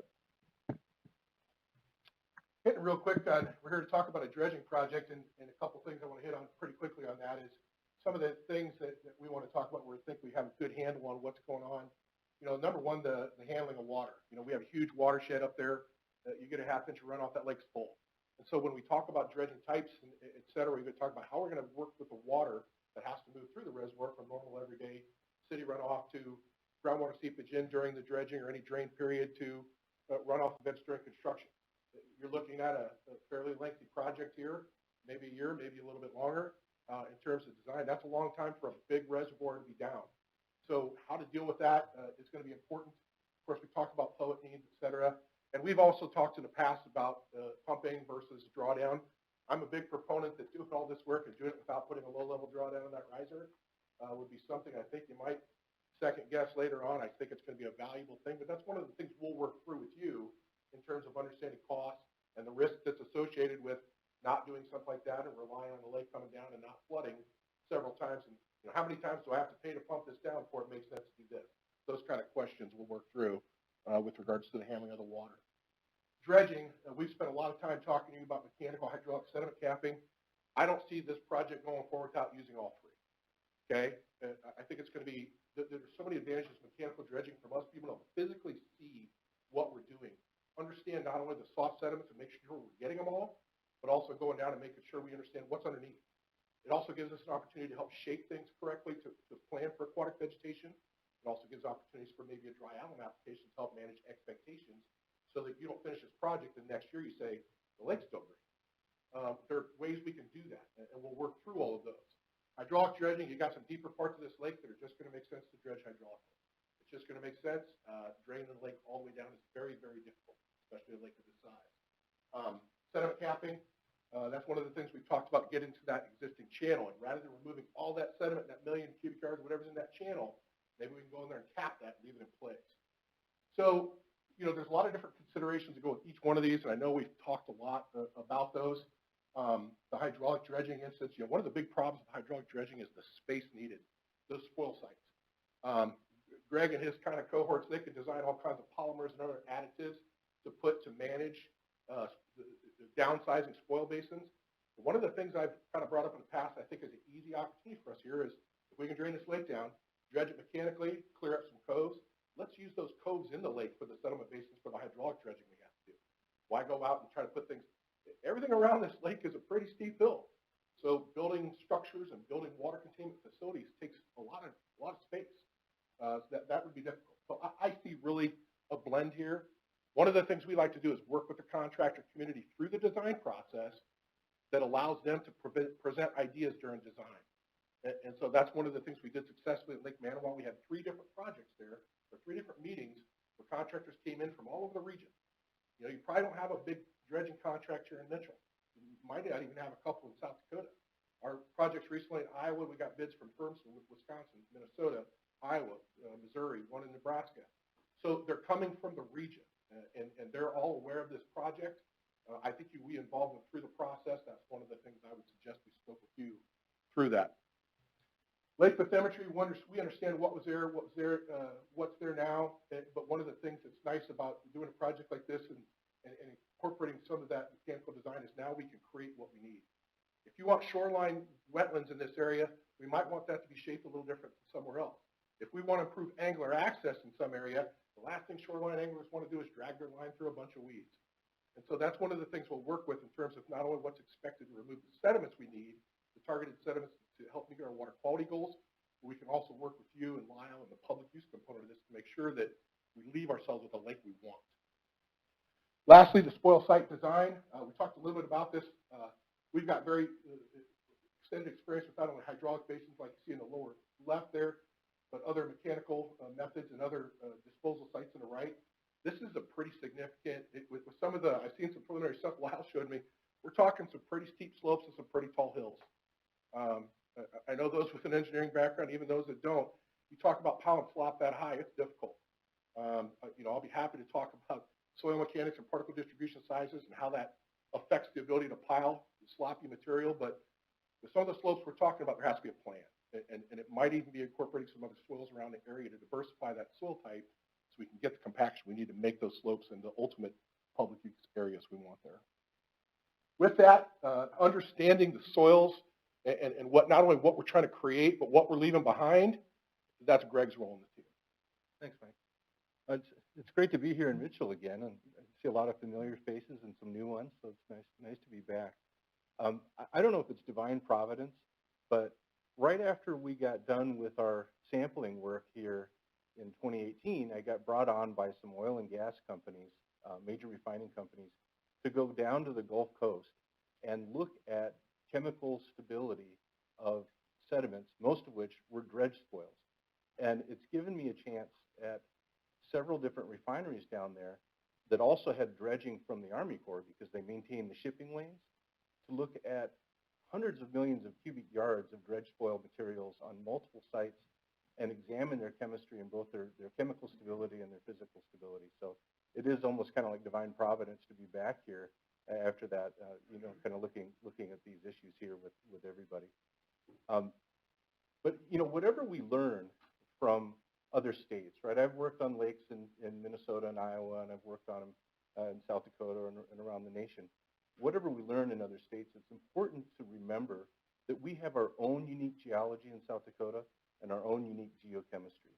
So down on the bottom there, and I think those of you who have heard me talk before, we've talked about the glaciation that came down from Canada, right? And the glaciation split into 2 lobes.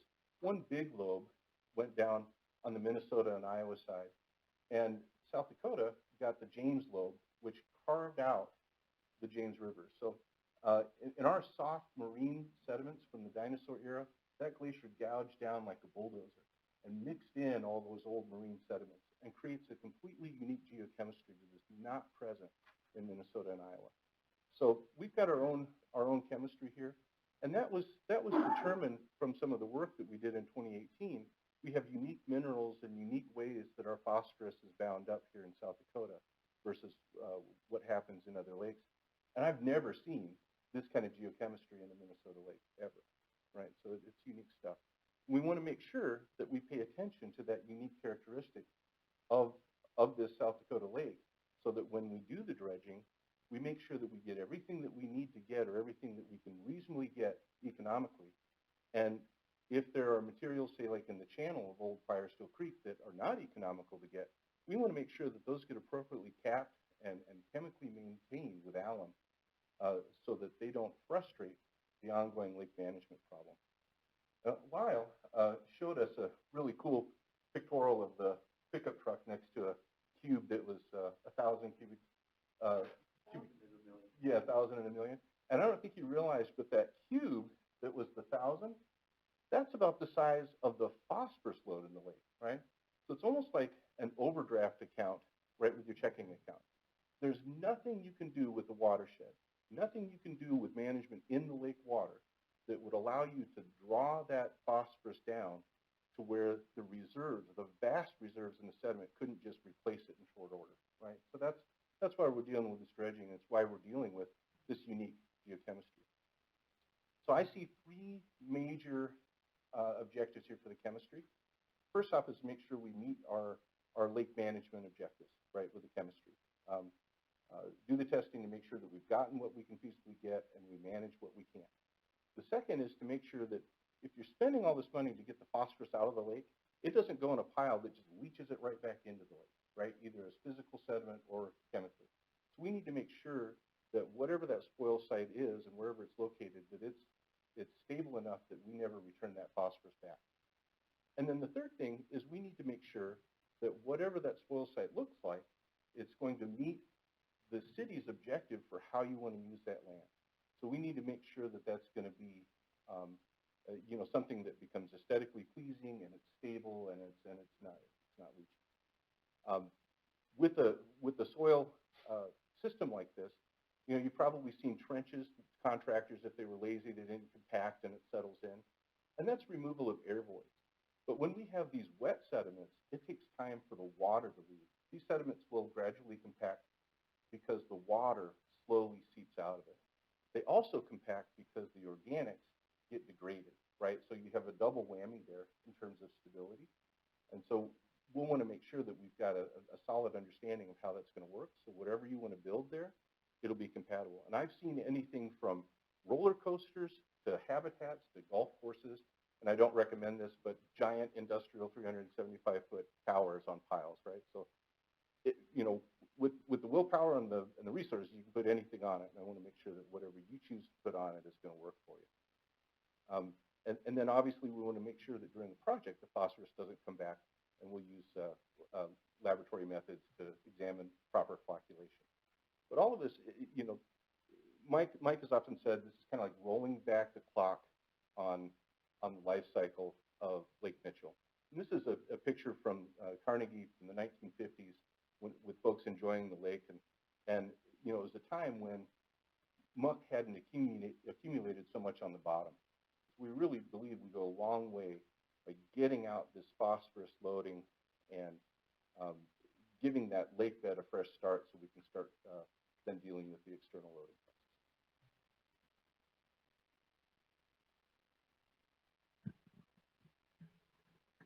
So there's been a lot of effort to date figuring out the chemistry and the loadings and what to do within the lake, within the watershed. Now with this phase of the project, we introduce a whole nother aspect of engineering. You know, how do we construct this? What do we do? It brings up road conditions. What type of dredging are we doing? If it is mechanical dredging, well, okay, what are the haul roads? What's the condition of the current road? Is this a year-round operation? Are they not allowed to haul during freeze-thaw? What do the bridge weight limits look like? Inspecting those reports.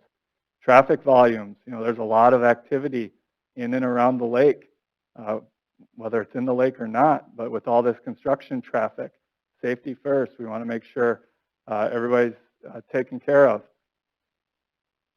Next slide.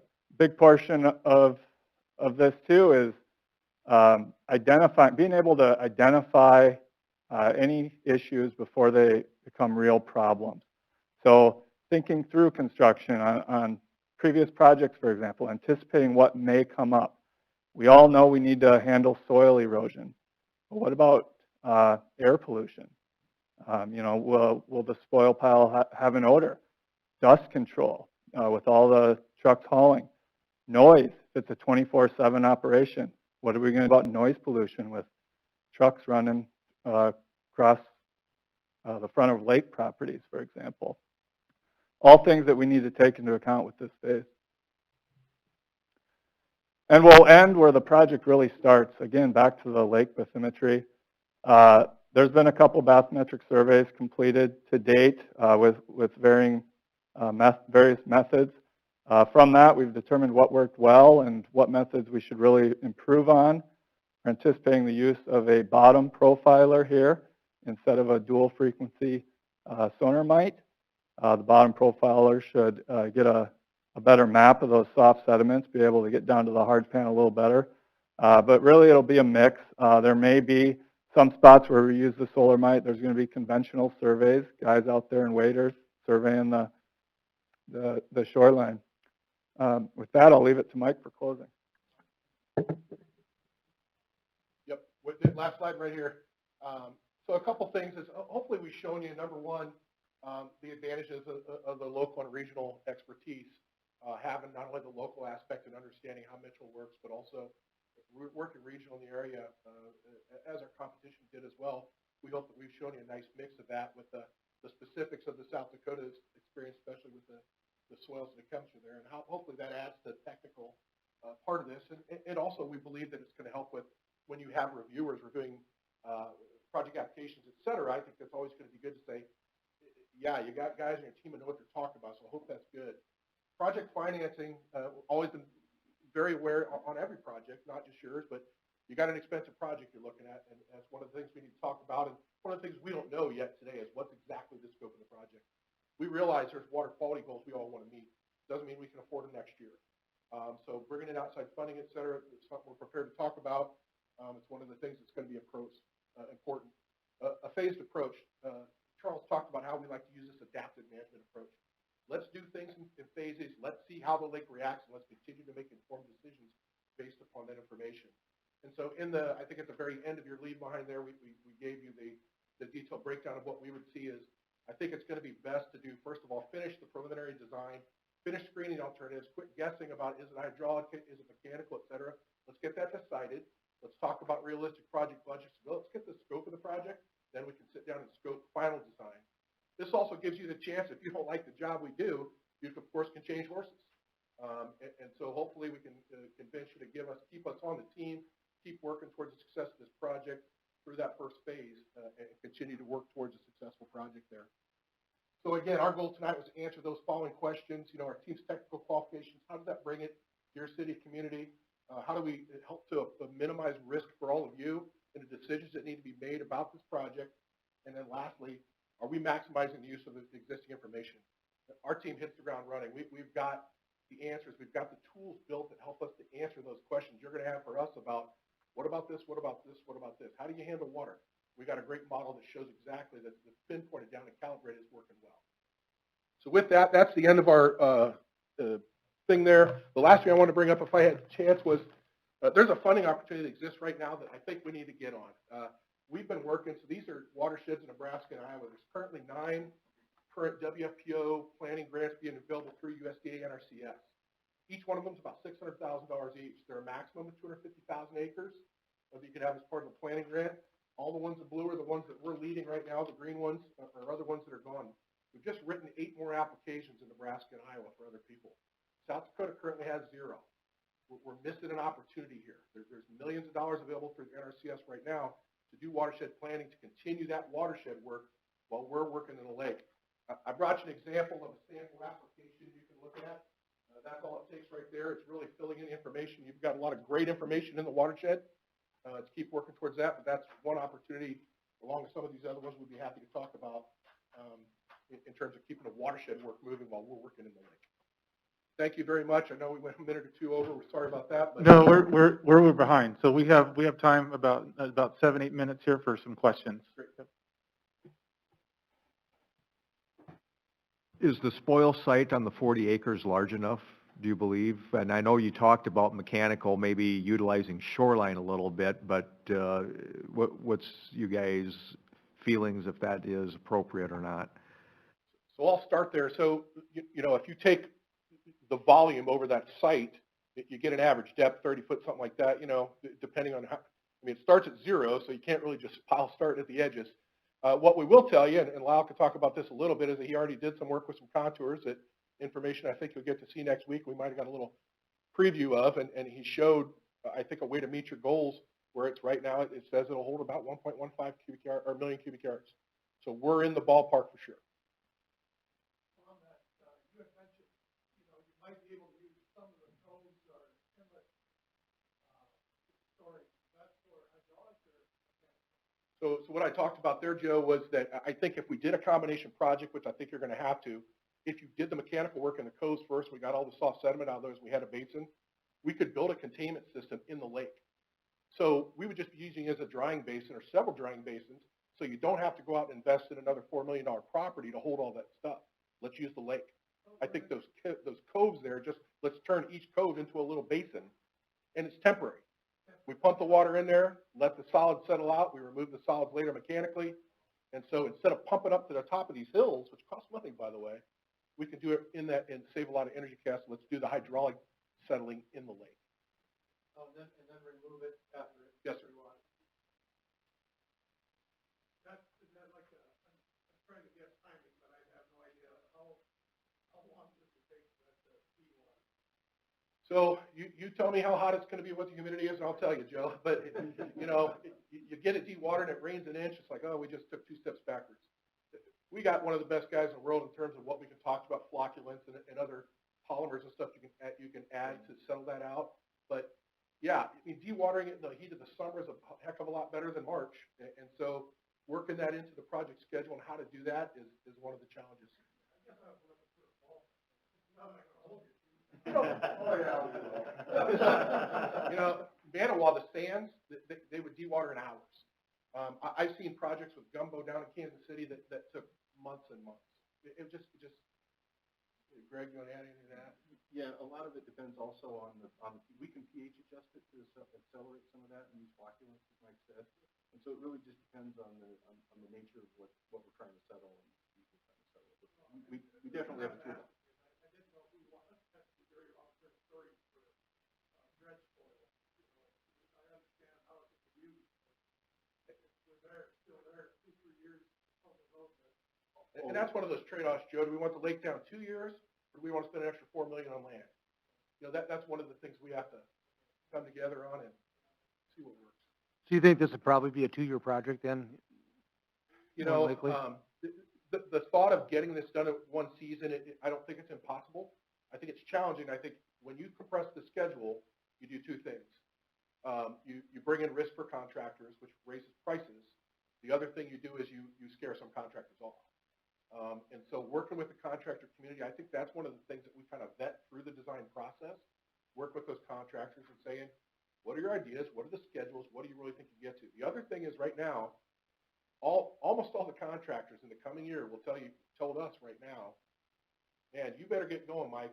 We're busy through next year. We got about 4 other projects going right now. They're all busy. And so starting, I know Nathan and Kyle talked about starting in this next winter, and there's probably some stuff we can do, but getting the right contractor on board for sure that would be ready this next winter, I don't think today we can say that's a given. They're not going to schedule this until they know it's funded, it's certain, and we understand the scope of the work. So I think it makes sense to be prepared for the worst and try to beat that schedule. But I think 2 years is a season and a half probably makes a little more sense. You can speed it up. You just get bigger contractors that come from out of town. It costs more. Everything's, yeah, it's a function of money.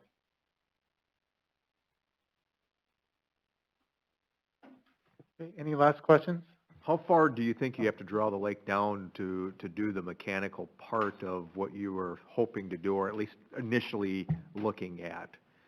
So what we showed in one of the studies when we started looking at that internal load control next phase back in 2018, we know that if we put in a low-level drawdown, we can get that water down to about top of creek bank out there. So we're exposing all the flats, but we've still got 17, 18 foot of creek channel isn't going to drain naturally. So then if we don't do that part of the project, then it becomes a function of pumping. And so the cost incrementally as you go from drawing it down 5 foot to drawing it down 10 foot, your costs become more and more because you have seepage coming in from groundwater, you got additional handling of water issues we have to deal with. So that's one of the things we need to work through is if we don't put in that low level drawdown project to keep water flowing through the lake all the time, we got to store it somewhere, we got to use it somehow and pump around. And I know you got a great pump manufacturer here in Mitchell that would love to do the work. It's just, we're getting into that risk thing. Mike, how many times do we have to pump this lake down before it makes sense to do this? It's not hard to come up with that number. Okay, that concludes our time. I appreciate it, Mike, and everyone that's come. I appreciate it. Thank you. Thank you for the opportunity. We appreciate it. And thanks for having a sunny day. You know, I don't know what I'm going to do. Driving home without a blizzard. I don't know what I'm going to do here. Oh, yeah, I got that.